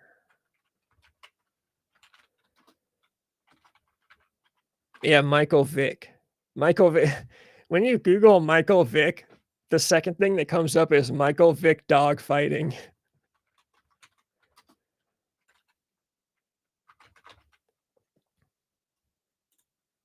No, it was the fourth when I looked it up. That's where I'm thinking of Vic. Michael Vick was the guy that had dog fights. And how crazy is that to just like be an NFL player, right? You're an NFL football player and just decide that you're gonna run a dog fighting ring. Yeah, the dog guy. What's up with people in sports? Just like having doing the weirdest shit. I guess it makes sense because most of the guys that play professional sports are not the smartest people, you know. Obviously, they're guys that use their bodies for their money for their line of work. So they end up doing some pretty dumb stuff throughout their lives. I remember my favorite basketball player. I know Protomax will know this. My favorite basketball player later, obviously, my overall favorite is Kevin Garnett, but for a while I got really into Derrick Rose. And I remember learning that Derrick Rose was stupid. Like it was like a slow realization that came over me.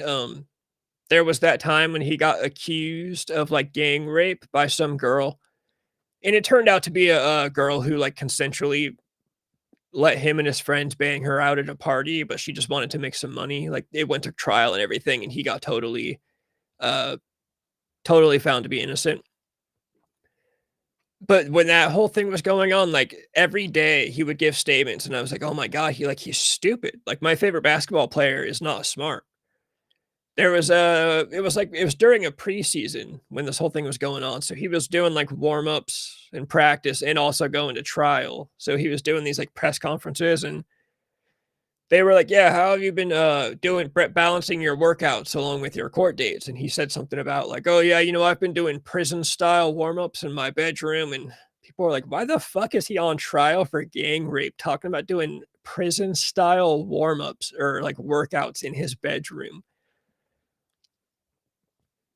And, yeah, I just remember hearing him talk. He would just give these interviews, and I was just like, "Dude, he's, like, not a sm he's a fucking idiot." And then I remember that story, something about him, like, cheating on it. I don't remember it exactly. He cheated on a college SAT or something. Something along those lines. I think it was like he switched out a test with someone else to pass, and that was one of those harsh realizations that I was like, "Oh, most guys that play sports are, like, fucking morons," which I guess makes perfect sense, you know? I mean, even LeBron James can't actually fucking read a Malcolm X book, which is, like, my favorite LeBron James moment in history. When he's sitting there in front of the press talking about how much he loves his fucking Malcolm X book. Somebody asks him what his favorite part of the book is, and he cannot give an answer as to what his favorite part of the book is because he did not read the fucking book. Yeah, fucking Derrick Rose, the biggest what if in NBA history.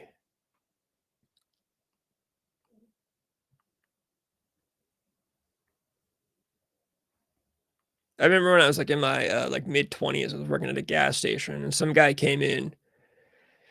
Somehow basketball got brought up, and he was like, "Oh, who's your favorite player?" And I was like, "Oh, Derrick Rose." And he's all, "Oh man, I'm sorry."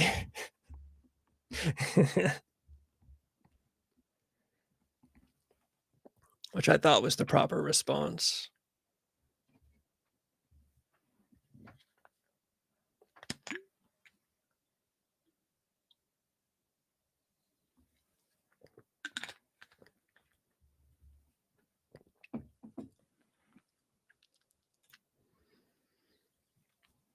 He's keeping the press on their toes with that book.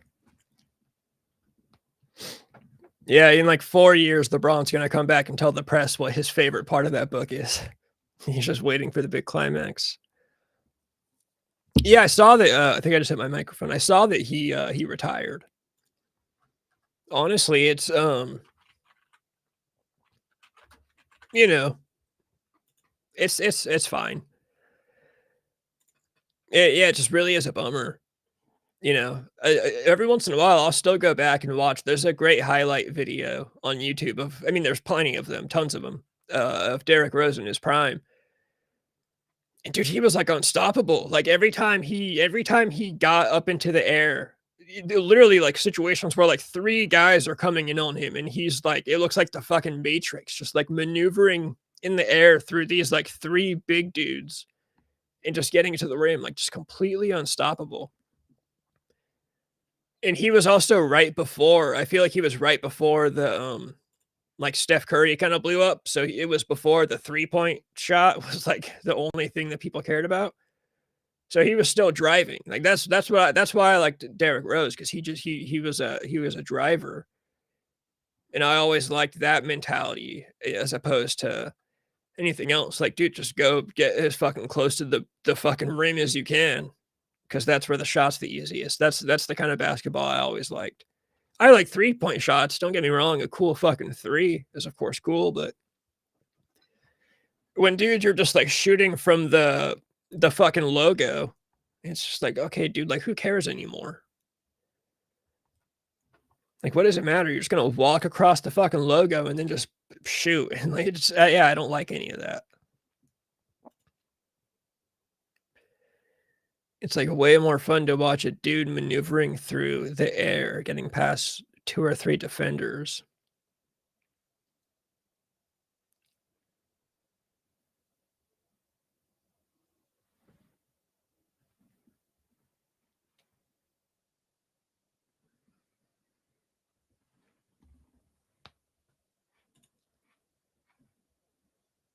Man, I really haven't watched basketball in forever. It sucks. Basketball is one of those things, you know, I talk about, like, when I was with Calamity Jane, I was really into, like, 90s alternative rock. That's when I got into, like, Nirvana and L7 and Hole and Mudhoney, and, she got into all that stuff too. So now it kinda feels like it was our thing, so I it's like I can't always go back and listen to it 'cause I'll, you know, I'll start getting all gay and thinking about that shit. Well, it's, like, same with basketball now, because you know, we used to go see games, like, she would take me to go see the Kings whenever the Bulls came to town. So now, you know, now basketball is one of those things that, like, dude, the first time she came over, it was All-Star Weekend, and she was, like, sitting there. I remember that's one of the moments I was like, "Oh, I this girl is cool." She was sitting there pretending to care. It wasn't even like the dunk contest. It was the skills competition where they just, like, dribble up and down and pass into the fucking circle, and she was like, "Oh, that's cool." She was trying to act like it was cool, like she knew what was going on. So now, the three-pointer ruined watching a game on TV. Yeah, it's just too much. The three-point shot is just too much when it's, like, every time. But yeah, so now basketball's kind of annoying to watch. And honestly, I just yeah, I don't like the style of it now. I don't like that players change teams every fucking year. Like, I swear to God, I have a buddy that still watches basketball and keeps up, and I'll ask him sometimes about, like, a player that I used to watch in, like, 2016. And I'll be like, "Oh, what team is he on now?" And he'll be like, "Oh, you know, he's in Phoenix." And I'm like, "Oh, how did he get there?" And he's like, "Well, first he went to Atlanta, then he went to Detroit, then he went to Memphis, then he went to Phoenix, then to Sacramento, then back to Phoenix." I'm like, "Dude, how long is it? How long have I not been watching?" Like, I know it's been a few years. It's overall not actually been that long in the grand scheme. But yeah, people they just get moved around way too much nowadays. Like I can't even imagine keeping up on that shit, like, how often these guys get traded and move around.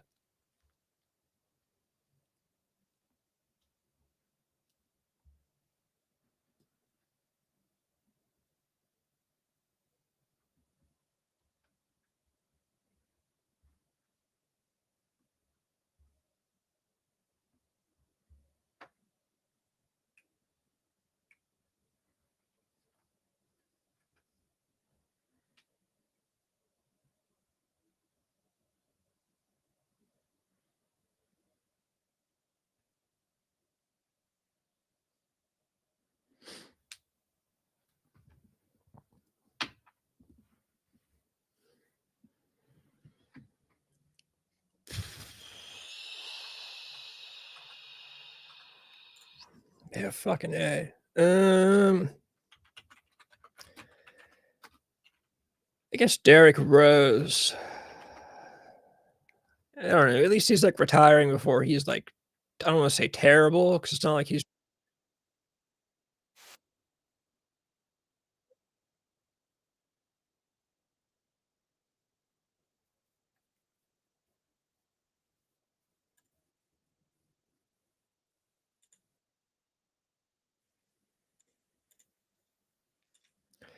dude, it's not like he ever got bad.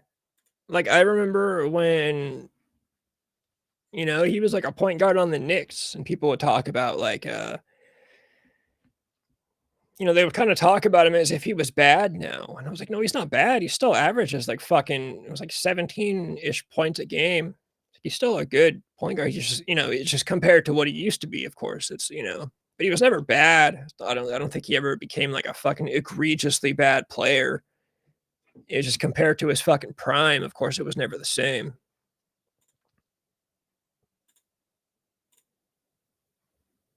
I gotta turn down the music on this because it definitely pulls up a song, and if an ad pops up on this, I'm finally gonna be embarrassed. People are gonna see that I don't pay for YouTube.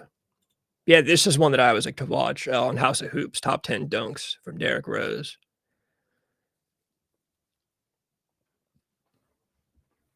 I've read a theory that part of his leg problems was he always landed on 1 foot, and I think I just saw it right there, that was 1 foot. Yeah, right there was 1 foot. I don't know which leg always gave him problems though, or which ACL he tore, so that'd be an interesting thing to actually pay attention to is to, like, go back and watch all of his playing and see which leg he lands on the most. Yeah, there he is landing on his left foot again.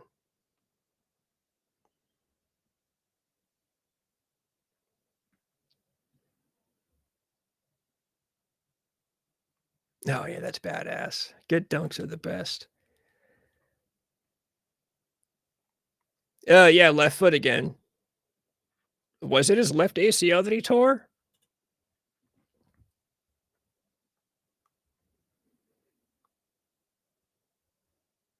Yeah, he, like, intentionally brings up his right leg too for his landings. That time he was on his right foot that he landed. Yeah, right foot. But I guess that wouldn't matter. I would think after years of landing on,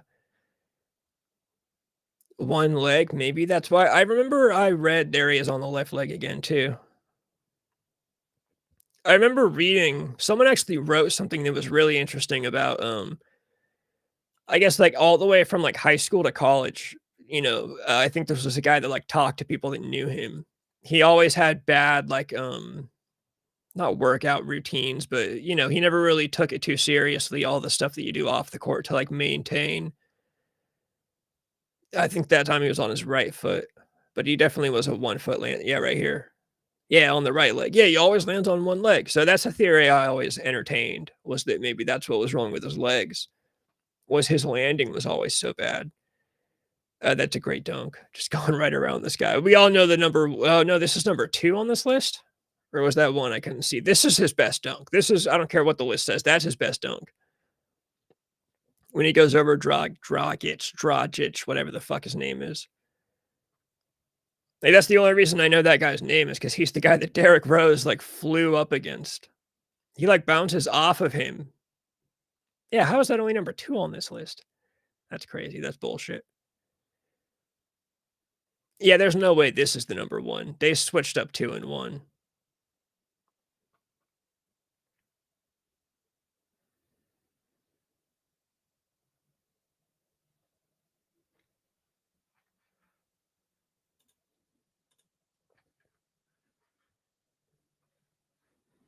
Man, yeah, that shit was cool.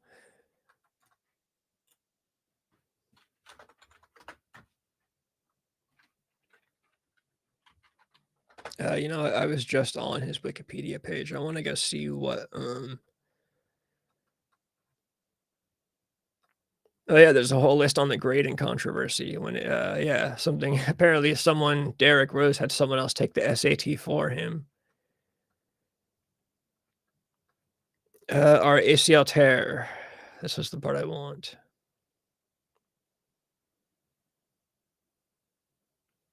Rose injured his left knee while trying to jump. It was his left leg, his ACL, and his left knee. So yeah, I like that theory. He spent way too much time jumping and landing on his left leg. Most of those dunks he landed on his left leg. But then I'd want to go watch other people dunk and see like do they do they always land on 2 feet? Because I obviously not every dunk you're gonna come down on 2 feet. I guess the way that Derrick Rose maneuvered so much in the air, like he was constantly he would take off from here, and because he's going around a defender or doing the shit he does in midair, maybe he came down on a lot of funny angles all in one leg. But yeah, every one of those dunks in those top 10, he landed on one leg, and usually it was his left leg. So yeah, that was always a theory that I kind of entertained.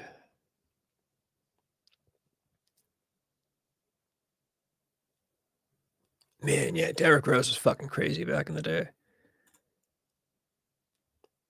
Yeah, yeah, terrible diet. That's what I meant about this thing that I read just said that he just didn't do anything like any of the off the court stuff that you're supposed to do to like maintain, you know, didn't conditioning, I guess conditioning, because yeah, diet is part of conditioning, I would say, especially if you're playing fucking 82 basketball games a year. Isn't it 82? Something around there. Traveling constantly, you gotta have a decent diet.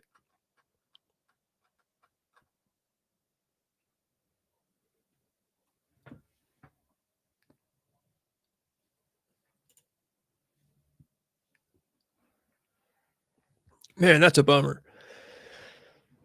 Oh, that's a bummer. You know who I saw recently? Coincidentally on, actually, let me see if I can just pull it up right now. On Barack Obama's Twitter. Dude, I was just scrolling through Twitter one day, and I came up on Barack Obama's Twitter.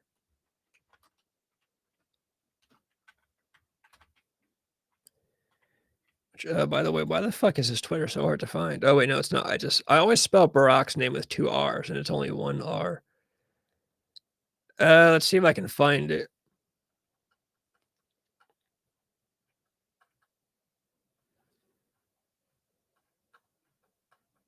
Damn, this guy tweets a lot. It was not that long ago that I saw this fucking video.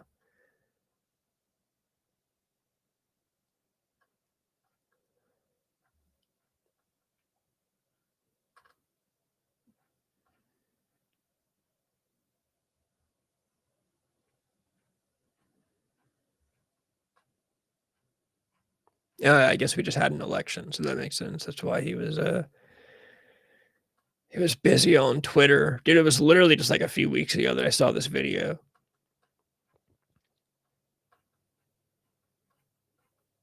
Man, fucking A. For how much this guy fucking tweeted, you think they would have won? Jesus Christ.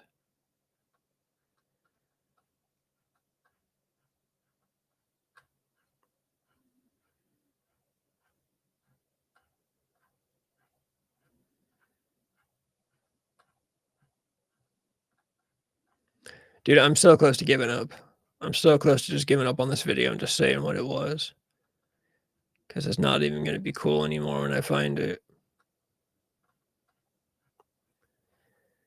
Oh, here it is. I found it. So, dude, I'm just fucking scrolling through Twitter. Minding by business.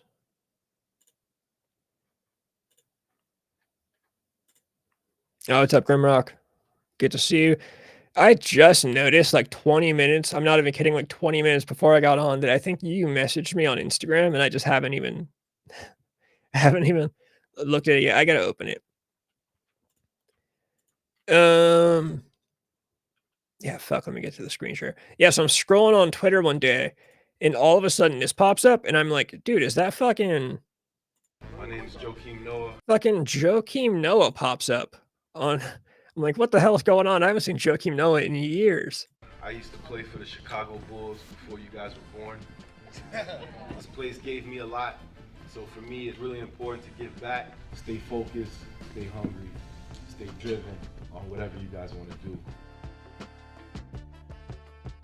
Freshman Connection is a key program in the Yeah, but we gotta get into all that. But it was cool. It was cool to see Joakim Noah. It's cool to see Joakim Noah doing basically anything now. I always liked Joakim Noah a lot. I think that was from days ago. Yeah, you sent that to me. Yeah, dude, I'm bad with the messages on that Instagram.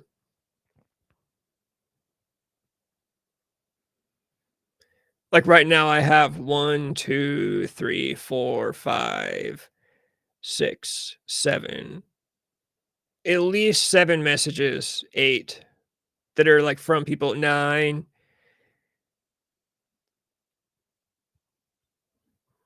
I'll pull it up when I get off the stream though.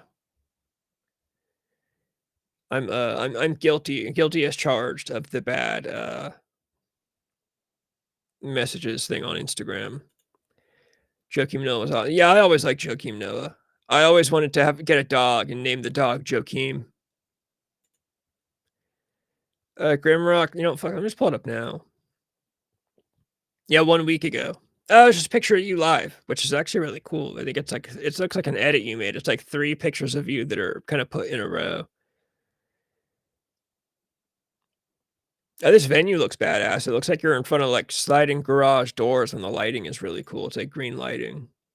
You almost look like I don't know if you watch any wrestling, but you almost look like Bray. You don't look like Bray Wyatt, but it looks like a Bray Wyatt entrance in like WWE with the green lighting. It looks pretty cool. Yeah, Joakim Noah's jumper was wild. I know I have a terrible jumper. I'm certainly not a shining example of a jumper, but at least I kind of have my hands on the ball.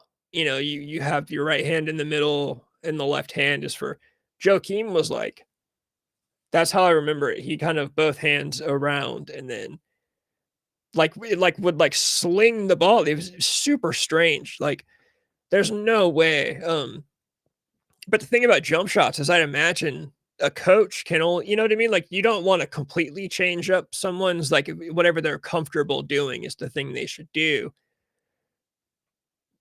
But yeah, I wonder what the balance between that is. Like a shooting coach, if they're gonna try to coach Joakim, do they completely pull him away from the shot that he feels comfortable doing? Or do they kind of work with it and maybe move a little bit? Or do they, I don't really know how that would go. Because there are some dudes that have had weird jump shots that like remember Sean Marion? Sean Marion had like the weirdest jump shot in the world, and I remember him being a decent shooter.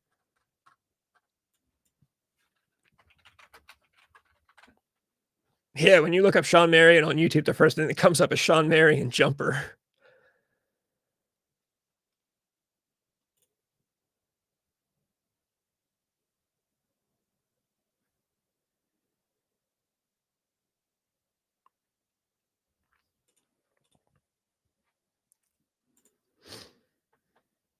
He was a distillery. Yeah, hell yeah. How have the show's been going lately? It seems like you've been busy. Depends on the coach and how willing he was to be reading. But yeah, that's what I mean. Like if he's completely not willing to reinvent it, do you work with him on what he's doing that he thinks he's comfortable doing? Or do you completely pry him away from his jumper and say, tough shit, you need to start shooting it like this? Alonzo Ball had a crazy fucking jumper, but he fixed it and now shoots like 40% from 3. I don't even think I've watched Lonzo Ball. No, I know I've seen Lonzo Ball, but yeah, Sean Marion, he was like a good shooter too. I've read people that said he was actually like the best because his jump shot was a quick release, so it's like damn near unblockable. Like by the time you even jump, he's pretty much let go of the ball. So I always thought that was funny. Yeah, no, I've always had it. I can't shoot. I mean, I can shoot the ball, but I don't have a good jumper. I've never been good at I don't understand. For one, I can't do a fadeaway to save my life. I can't lean back like that in midair. And then 2, I don't understand how people like shoot at the top of their jump. I definitely let go before I hit the top of my jump. Like seems like a lot of NBA players like straight up are like hanging in the air for like a second and a half before they even think about flicking the ball like that. I don't get that.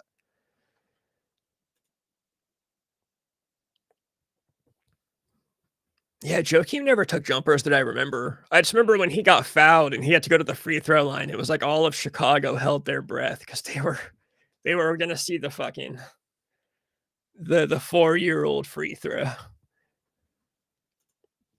No new shows, taking a break from that, but recording new stuff. I've sent you the scratch track I'm working on now.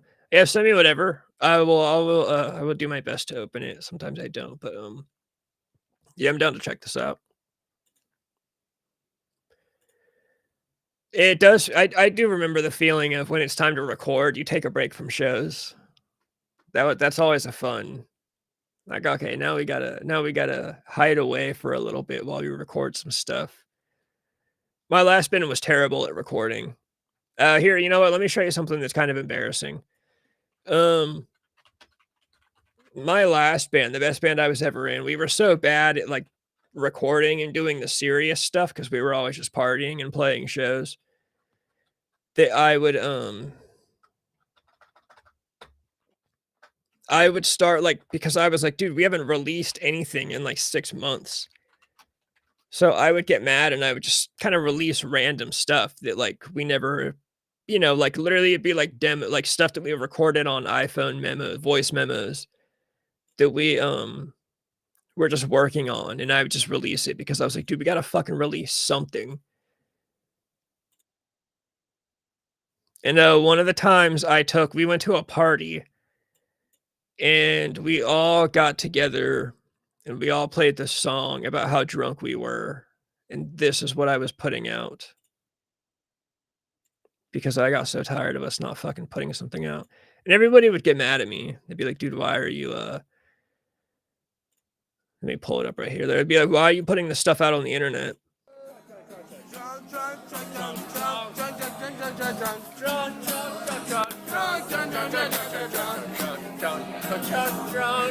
I am drunk.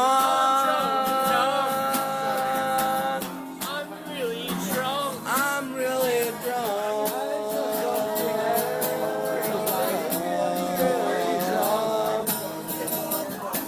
Sometimes I think I'm drunk and then I realize I am drunk. Sometimes I think I'm drunk and then I realize I am drunk. I know you're not trying to embarrass yourself, but I'm drunk. Yeah, dude, I would get so frustrated with us not recording and releasing shit that I would just put anything out. There was some good stuff like that though that I put out. There was like here I got one more. There was one of my favorite things was shit, I spelled my own band name wrong. My keyboard is so far away from me when I stream. We used to spend a lot of time in the shed. Our singer's parents had a really large shed on their farm.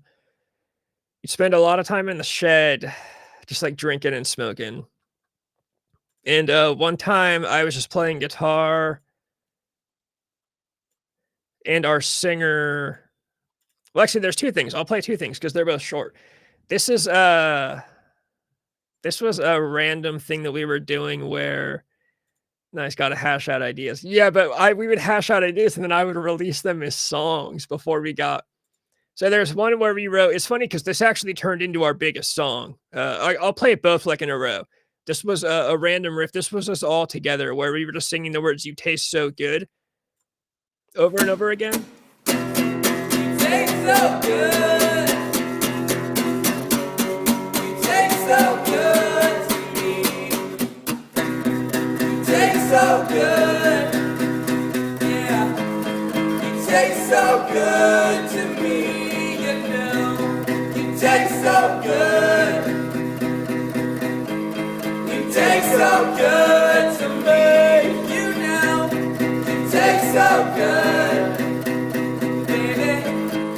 Tastes so good to me, yeah. Tastes so good, yeah. Tastes so good, yeah. Okay, you get the idea of that one. So that song then turns into our best song. Our singer takes the words "You taste so good" and changes it to "You're in my head," and he comes up with this.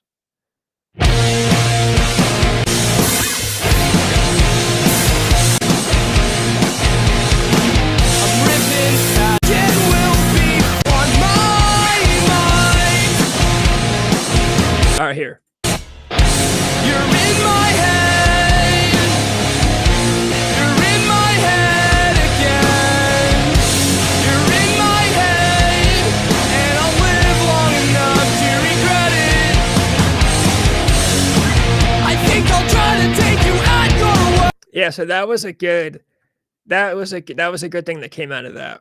And then this one is my favorite because our singer was really good at improv. We would sit down and start playing. We'd get drunk and play acoustic and everything just on the spot. So this was one literally just a jam session, which is me and him drinking in a shed, voice memos. He just starts singing out of nowhere.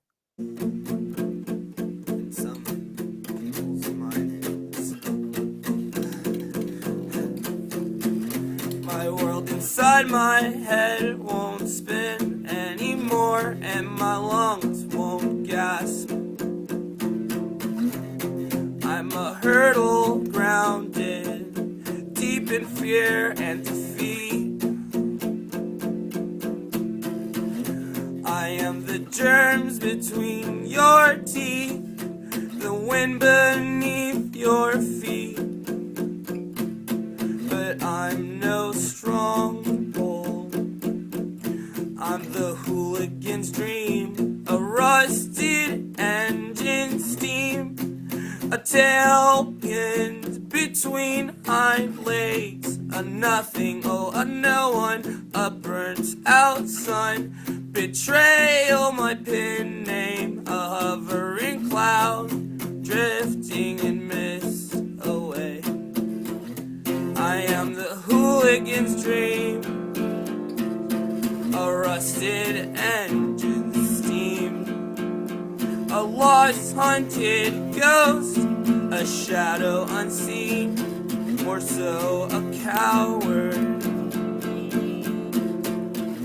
But I'm the calming of a mother's voice, the backbone of every wrong choice you chose. Yeah, see, I was always a fool for this guy's like random lyrics. I am the calming of a mother's voice, the backbone of every wrong choice you chose.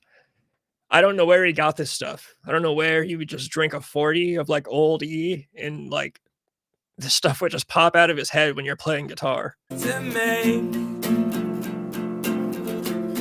my world inside my head won't spin anymore. The best part about this band was that you can see our members up here. Well, this was our original drummer, and then this became our drummer. But we were 50% black. So we were one of the most inclusive rock and roll bands of all time. We would have been perfect in today's age. Nobody could have ever attacked us for anything.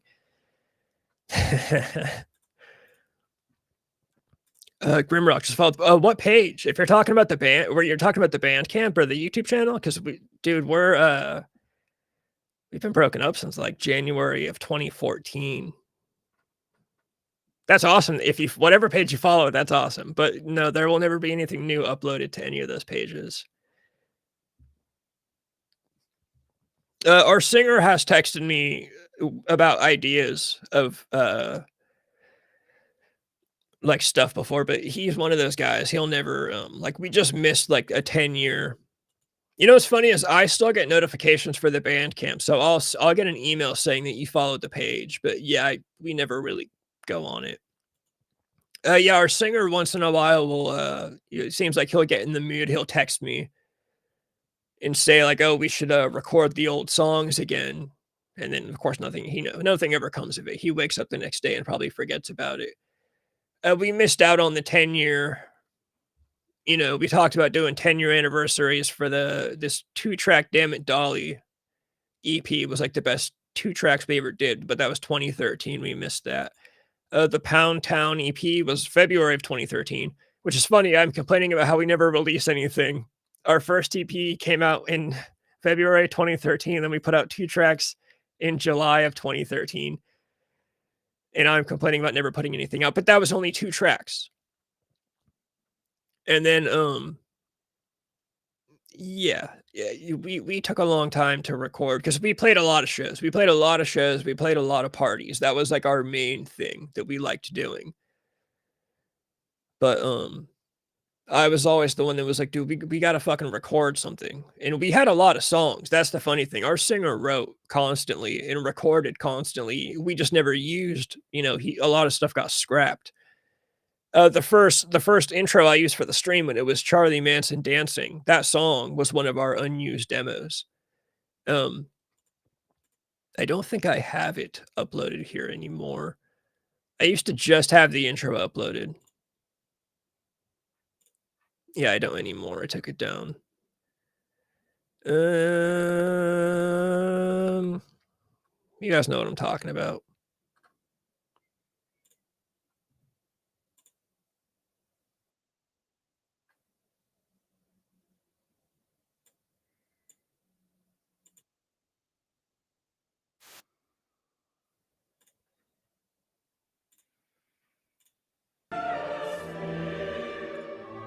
This one.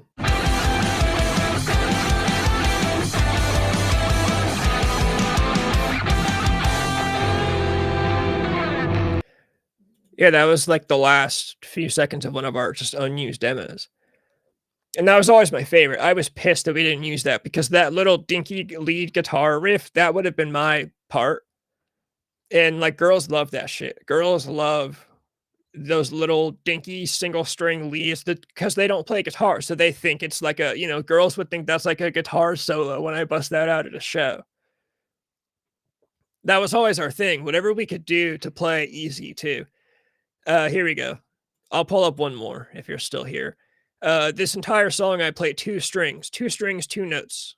Or no, it's 3 notes. I change 2 finger, like it's literally 2 fingers, 2 strings, 3 notes the entire time. And it's like one of our best songs. And yeah, girls love this shit. The recording quality, I'm not a big fan of, but whatever, you'll get the idea.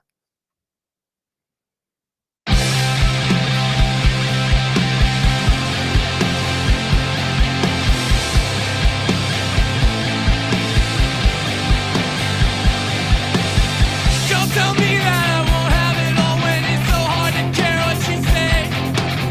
I know everything's soon to get better, but then my heart will flip, and I know that you'll call, and I'll pick up my phone, and you'll draw me in with your old dreams, and just flip the line, and I don't see the point. My life is upside down. Don't you know that feeling you get when you lose all control? I'm losing my mind again, and it's all 'cause you. All right, I won't make everyone listen to the whole thing. Dude, oh man, I get way too into lyrics, and I always got into that guy's lyrics. Yeah, simple stuff is the best because people that aren't musicians, and this isn't a diss to normal people that aren't musicians, but they can't tell the difference, right? Only musicians like a Dave Mustaine guitar solo. Like I love a good Megadeth guitar solo, but people that are just like listening to music for fun that aren't playing music, they don't understand the difference. So just whatever's catchy, and it's the simple stuff that's catchy. Our singer, his name was Steven. Yeah, I was always like obsessed with that guy's lyrics. He used to write these songs that were like songs about girls, but they were never about any one girl. He had a girlfriend the whole time we were in a band. And I used to ask him, like, dude, who are you writing these songs about? He's like, no one. I just write songs that like I think people will think are cool. So he'd write these songs about a girl or some situation, but there's no actual girl. So it kind of becomes relatable. So like that Boomerville track, it's what is it? Don't tell me that I won't have it all when it's so hard to care what you say. I know everything is soon to get better, but then my heart will slip. And I know that you'll call and I'll pick up my phone and you'll draw me in with your old strings. No, it's tricks. You'll draw me in with your old tricks and just clip the line. It's totally about that girl that you're like not supposed to get back with, that girlfriend that's like, is like not good news. But when she calls you, you're going to answer the phone. Like, dude, everyone's had that fucking girlfriend before. So I always thought that stuff was awesome. He was always good at writing those like relatable lyrics. And the song In My Head, the second verse is, what is it? I think I'll try to take you at your word and forget all the stupid shit I've heard about what you're doing. I don't want to think about what you're doing. That's like you have an ex-girlfriend. You don't want to know what she's up to, because it's not good to think about, but you're kind of going to find out what she's up to. We had a song called Number 2 Pencil Top. This one had a line. Let me see. It was like the whole song. Also a 2-chord song, by the way.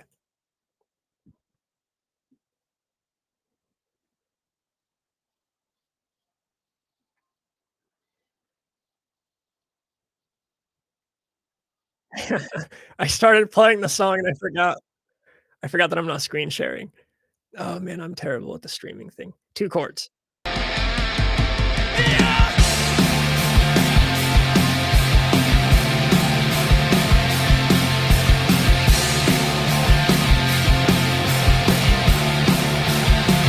so I take my mind. I don't wanna see it. Yeah, I take my mind. I don't wanna see it, 'cause I'm losing it. Yeah, the lines, "I changed my mind, I don't wanna see it. I changed my mind, I don't wanna see it, and I'm losing it." Literally, it's about looking at your ex-girlfriend's Instagram when you know you're not supposed to. You go you sit around, you stew about it, you stew on it. "I wanna fucking look at this girl's Instagram." You shouldn't do it. You go look at it, you see what she's been up to. "Damn, I changed my mind, I don't wanna see it." Man, it's fucking genius. And posture's everything. Next to how many good books you read. Yeah!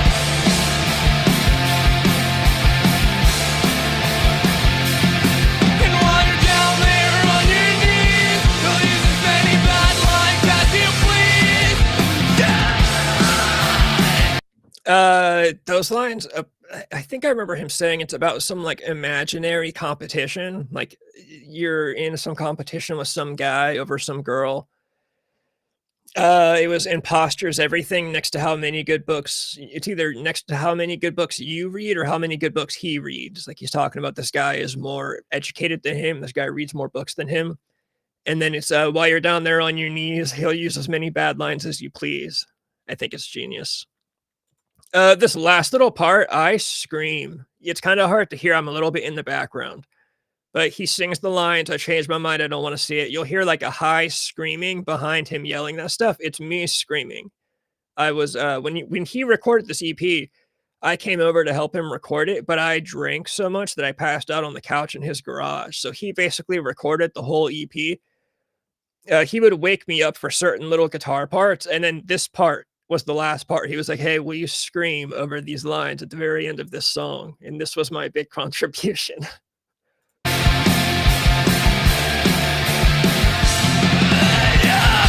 I changed my mind.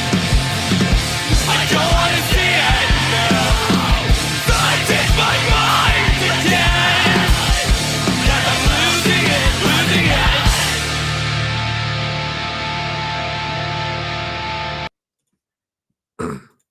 Yeah, Grimrock, totally. It is effective in a lyric and people can relate, and that's the big thing. Yeah, so I always make the reference that, like, Taylor Swift, when Taylor Swift writes about all these boys, she always writes about the guy with, like, James Dean hair, with the, I don't know, like, the fucking leather jacket. She's writing about one certain guy that not every girl can relate to because not every girl's been with a guy that looks like James Dean. But when you write about fucking characters that you're kinda just making up, he was just vaguely describing situations with girls that most guys at one point or another have gotten into. Yeah, they all become relatable, and there's no description of the girl, so you can really put any girl into it, or you can put any boy into it, it doesn't matter. "I changed my mind, I don't wanna see it." Dude, you could put that over anything. I think it's kinda obvious that it's about looking at pictures that you're not supposed to be looking at, but yeah, it just makes it all relatable. Man, this is a great band. This is the band I swear I'm gonna do a music stream someday. I've been planning on doing it forever. I pull up a lot of this stuff. We really only have 7 songs worth listening to. This EP, this 5-track EP, and then the Damn It Dolly, which, by the way, the intro now comes from this song.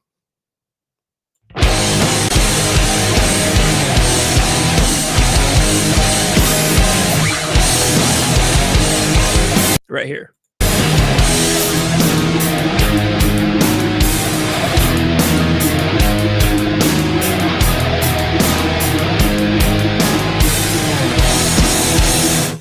The one I just played is different quality, 2 different studios. The one I use in the intro is actually from the studio that we recorded that we broke up at. That was the notorious, now infamous recording session that caused us to break up. But, these 2 recordings we did in the garage. Our singer's, his producer buddy came over and helped us really master. These are our 2 best tracks on the Damn It Dolly EP, In My Head and Don't Blame Me. These were our 2 biggest, I wish Dirty White Boy was still in the chat. In My Head, there's a story about In My Head, there's a certain girl that he would know about, that he would laugh at when I told him this, that she came to one of our shows and sang along to In My Head when we played it. And that was, like, a big deal. What's the one with the Mega Man cover? Oh, yeah, the Mega Man cover is another one that I released that was not supposed to be released that he was pissed about. It's a voice memo Steven demo.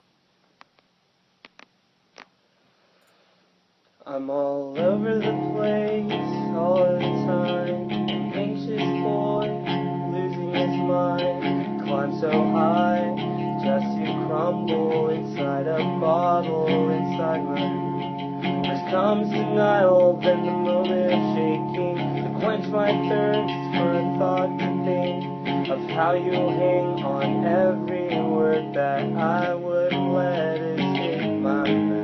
And I think that I've had enough. I think that I've had enough. I think that I've had enough of this. And though I know that I've been chasing after things I would. Which then, that actually turns into, hold on, comment. Did you guys ever think about getting back together? Not really. Like I said, Steven's texted me a few times in years past, kind of flirting with the idea of like, let's re-record the songs, or it's never gonna happen though. No. It's literally one of those things that we all kind of acknowledged that was like a lightning in the bottle. We were all just like the right age at the right time. Yeah, dude, I love good acoustic tracks, like good acoustic demos, good acoustic sessions. One of my favorite shows we ever did was an acoustic gig that we did. And you know, stuff just sounds cool when it's like soft like that. Okay, so that last acoustic demo I just played, that turns into, this is also from the notorious recording session that broke us up. Steven never got to record harmonies over the vocals. So that's the one thing, but that turns into this.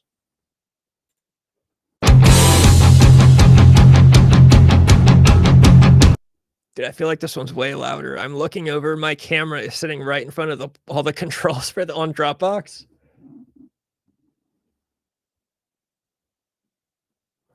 I don't even think I have a volume, so you guys just fucking deal with it. I'm all over the place, all of the time. An anxious boy, losing his mind. I climb so high, just to crumble inside a bottle inside my room. First comes denial, then a moment of shaking. Quench my thirst for a thought to think of how you hang on every word that I would let escape my mouth. And I think that I've had enough. And I think that I've had enough. And I think that I've had enough of this. Oh man, good stuff. This is good. This is good memory lane stuff. The last thing I'll pull up, because then I should go soon. I gotta go on my run. We did a couple like stupid acoustic videos in our bass player's backyard. They're all in black and white for whatever reason. I had my nails painted black. I was it's weird that an ad popped up before this video.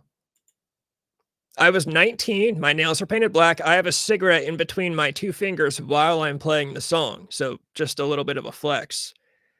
I did not even have to put the cigarette out to play songs on guitar. A simple song, but nonetheless, I was the man when I was 19.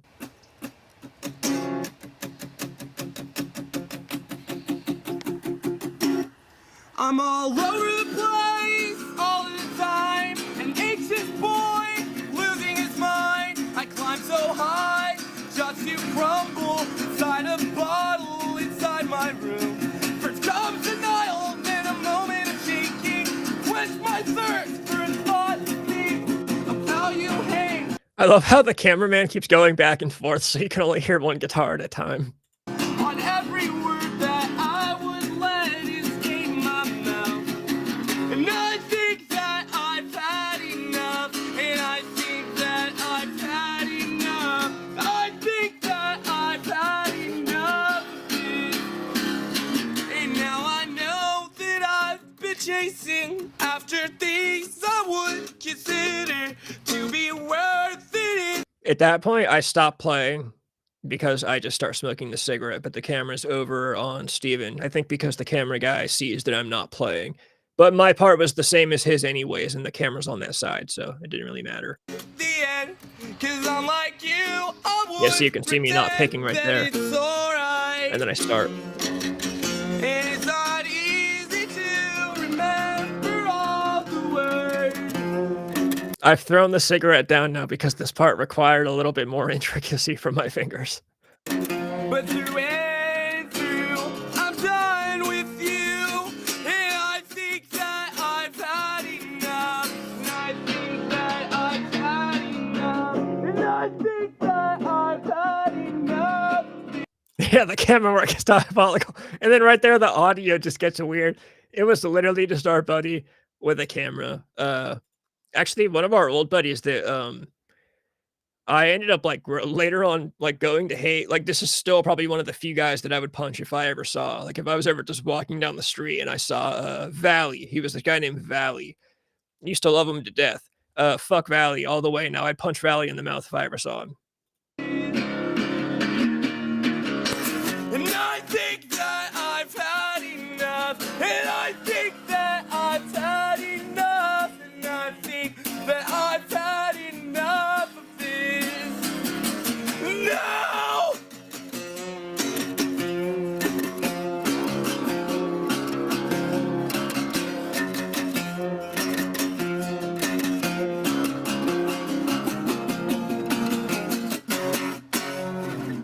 Oh man, Steven was great. I fucking love playing with Steven. I can't play with anyone else now. That was a big problem. After that band broke up, I acted like there was no one to play with, but I would post on Facebook like who wants to play or do something, and like people would comment. Like there were people that were like, "Yo, I'm down." I was just like, "You're not as good." Like I couldn't. Well, I don't. It's gonna sound fucking arrogant. I don't want to say like I couldn't bring myself down to this. It's just like you've played with the best guy you've ever fucking played with. And, I'm just supposed to go back to playing with like fucking normies that suck. No, I can't do that. Damn, what the fuck did Valley do? Valley just got weird. Valley moved to LA. He took our bass player. He got no, I don't want to say took our bass player. Our bass player, once we broke up, our bass player, which I've said this name on stream before, but I won't say it now just because of the context. Protomax, you know him pretty well though, or back then you did. It's the guy whose backyard we were in. He joined Valley's band. Valley got really weird. He got really into himself because he lived in LA, as if that was like some big, like, he acted like he made it just because he lived in LA. And then he said something in a tweet one time. Can't remember what it was, but I tweeted back. We basically got into this weird argument. This might have been before they moved to LA. Valley was living at this band member's house, our bass player, and now Valley's bass player's his mom's house. And like Valley said some crazy shit on Twitter, like, yeah, this guy's lucky that I even allow him to be in my band while he's living in his house, like his mom's house. And I tweeted back and I was just like, what the fuck are you talking about? Like, that's and I was expecting my buddy to see this on Twitter and tweet at Valley and be like, dude, we're friends. Like, don't talk about me like that on the internet. But no, my buddy didn't do shit. He just like fucking wussed out and was just like a total pussy and just let Valley talk about him, however. So I like defended my buddy against this dude from like being a fucking weirdo on Twitter. Yeah, just like weird shit. Just like became a really strange guy. And obviously went nowhere with his fucking music. I think he still makes music, but I think he's still a fucking nobody. I mean, obviously he's a fucking nobody. Probably still thinks he's like great. Dude, I think he like lives back around here now. Yeah. Dude sounds like a bitch. Fuck Valley. Yeah, he's like married to a girl that I used to be kind of friends with. It like doesn't like me now for some odd reason. Don't really know what I did. No, you know what? She followed me on Instagram like literally just a few years ago, very out of the blue, and she asked me if I want to play her and Valley, I guess for like having a house show in their backyard. And they asked if, or she asked if I want to play, and I was like, well, I don't sing and I'm not in a band, so I really have nothing to play. And then we talked for like a few messages, like it seemed like we were cool again, like we just became friends again. And then she unfollowed me like a couple weeks later again, and I was like, that's fucking weird. Are you cool with the bass player these days? We follow each other on Instagram. We talk like once every fucking 3 or 4 blue moons. I'm trying to think of a way to explain him to you without saying the name. You know him. Like he used to come over to the house all the time. Probably like my best friend in high school. Uh, Name starts with an L. There's your biggest one. Name starts with an L, ends with an N. So, like, out of all people, I'm like certainly expecting that he's gonna get on Twitter and like have a problem with the way the Valley's talking about him. And no, like, didn't say a fucking word. He seems to, from what I understand, he seemed to really think that Valley was gonna like take him to the promised land. Like, I think he really thought they were gonna become like pop stars, and this was his ticket in. So he kind of just let Valley run wild and talk however he wanted and do whatever he wanted. But yeah, no, we're fine. We're fine. We just don't really talk. We had a weird conversation like a year or two ago. He messaged me out of the blue. And like apologized for some like weird shit that I didn't even actually think needed apologizing for. He was just, I think, like probably going through some shit and was like, oh, yeah, sorry for the way I handled this and that and blah blah blah. And I was like, dude, it's fine, like it's all good. So yeah, we've had good conversations since then. But we haven't really talked too much. Just like once in a while. But he's not one of the people, like, there are, like, a weird group of people that just, like, I think don't like me. Like, there are people that, like, won't follow me back, which is not a complaint. That would sound like a stupid complaint, but yeah, you know, it goes back and forth. People will try to act like Instagram and, like, following people, it's all meaningless, but then at the same time, it's like, well, that's the only way people stay in touch nowadays. So it's like, if you don't follow someone back, you're kind of acknowledging, like, I have no desire to keep in touch with you. I don't really care about what you're up to. You know, and it's not like these people don't see, like, if I follow someone, like, they fucking see it. They're not fucking 50 million followers deep, you know, they see it. But, so yeah, there is, like, a large handful of people that just, like, don't seem to care for me anymore, which is weird because I never did anything to most of these people. And I'm pretty sure a lot of these people don't even really know, like, I disappeared for a few years to run off and cause trouble on my own. I don't know if that's it. I don't know if they think that I just, like, yeah, I don't know. But there is, like, a large handful of old friends that, like, either don't like me or just, like, have no desire to, like, keep up on me anymore. Yeah, it's definitely not meaningless. Following someone is the bare minimum. Yeah, it's funny. If I were to hit someone up and say, "Hey, why don't you follow me back?" They would say, "Oh, well, why do you care? It's not that big of a deal. It's just Instagram." But then it's like, dude, Instagram is like the fucking lifeline of communication nowadays. Like, that's why high school reunions are meaningless. Like, that is, yeah, it's the bare minimum of keeping up with somebody.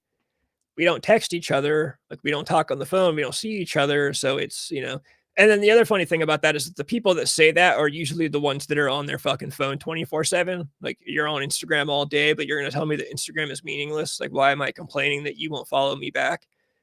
I'm not complaining about it. I'm just acknowledging that it means something if I follow you. You know, like, there are people that I was like real, like, people that at one time told me like I was like their best friend, like we were great friends and blah blah blah and this and that and this blah blah blah, and then fucking yeah, I kind of just took off for like 5 years. Did nothing wrong to them though, but took off for like 5 years. Now came back and they just like seemingly want nothing to do with me. It's like a large handful of people too. It's kind of funny. But no, that bass player is not one of them. We seem to be okay. He tried to get me to he said he wanted a pair of my bell bottoms, my jeans. I have like a handful of pairs of like $200 bell bottom pairs of jeans that I really barely wear, but he was like, "Oh yeah, I'll give you a guitar, one of my guitars, if you let me get those bell bottoms." I was like, I mean, okay, but then that kind of just went nowhere. Damn snakes in the grass. Not all of them. I definitely do have friends that have like I have friends that have like done like been snakish and like done shit behind my back. A lot of it just like revolves around girls and typical stuff like that. Gonna hop off, man. 11:40. Jesus Christ, it's almost midnight there, and you're sitting here watching me talk. No, dude, hell yeah! Thanks for stopping by. I'm gonna look at your message right when I get off. I'm gonna get off here in a minute too, so you're all good. Yeah, that's good. I always thought bass player was a cool dude. I remember playing Pokemon. Yeah, Pokemon 64. Yeah, I think he's gone through some shit lately. I think he's definitely gone through his own fair share of shit, which is why he like hit me up to apologize about some shit. Because it was like something similar. Yeah, I can't get too into it on here. It's like not my business. I mean, it is my business, but his part of it is not my business to be talking about on here. But yeah, oh yeah, fucking A, dude. It's been 2.5 hours. I'm gonna get off of here too. So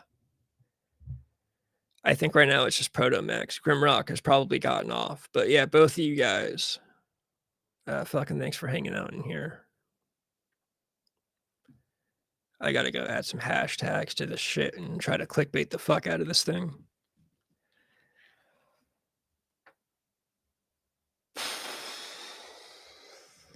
I should make an outro video. That's what I might start working on. I'll make an outro video.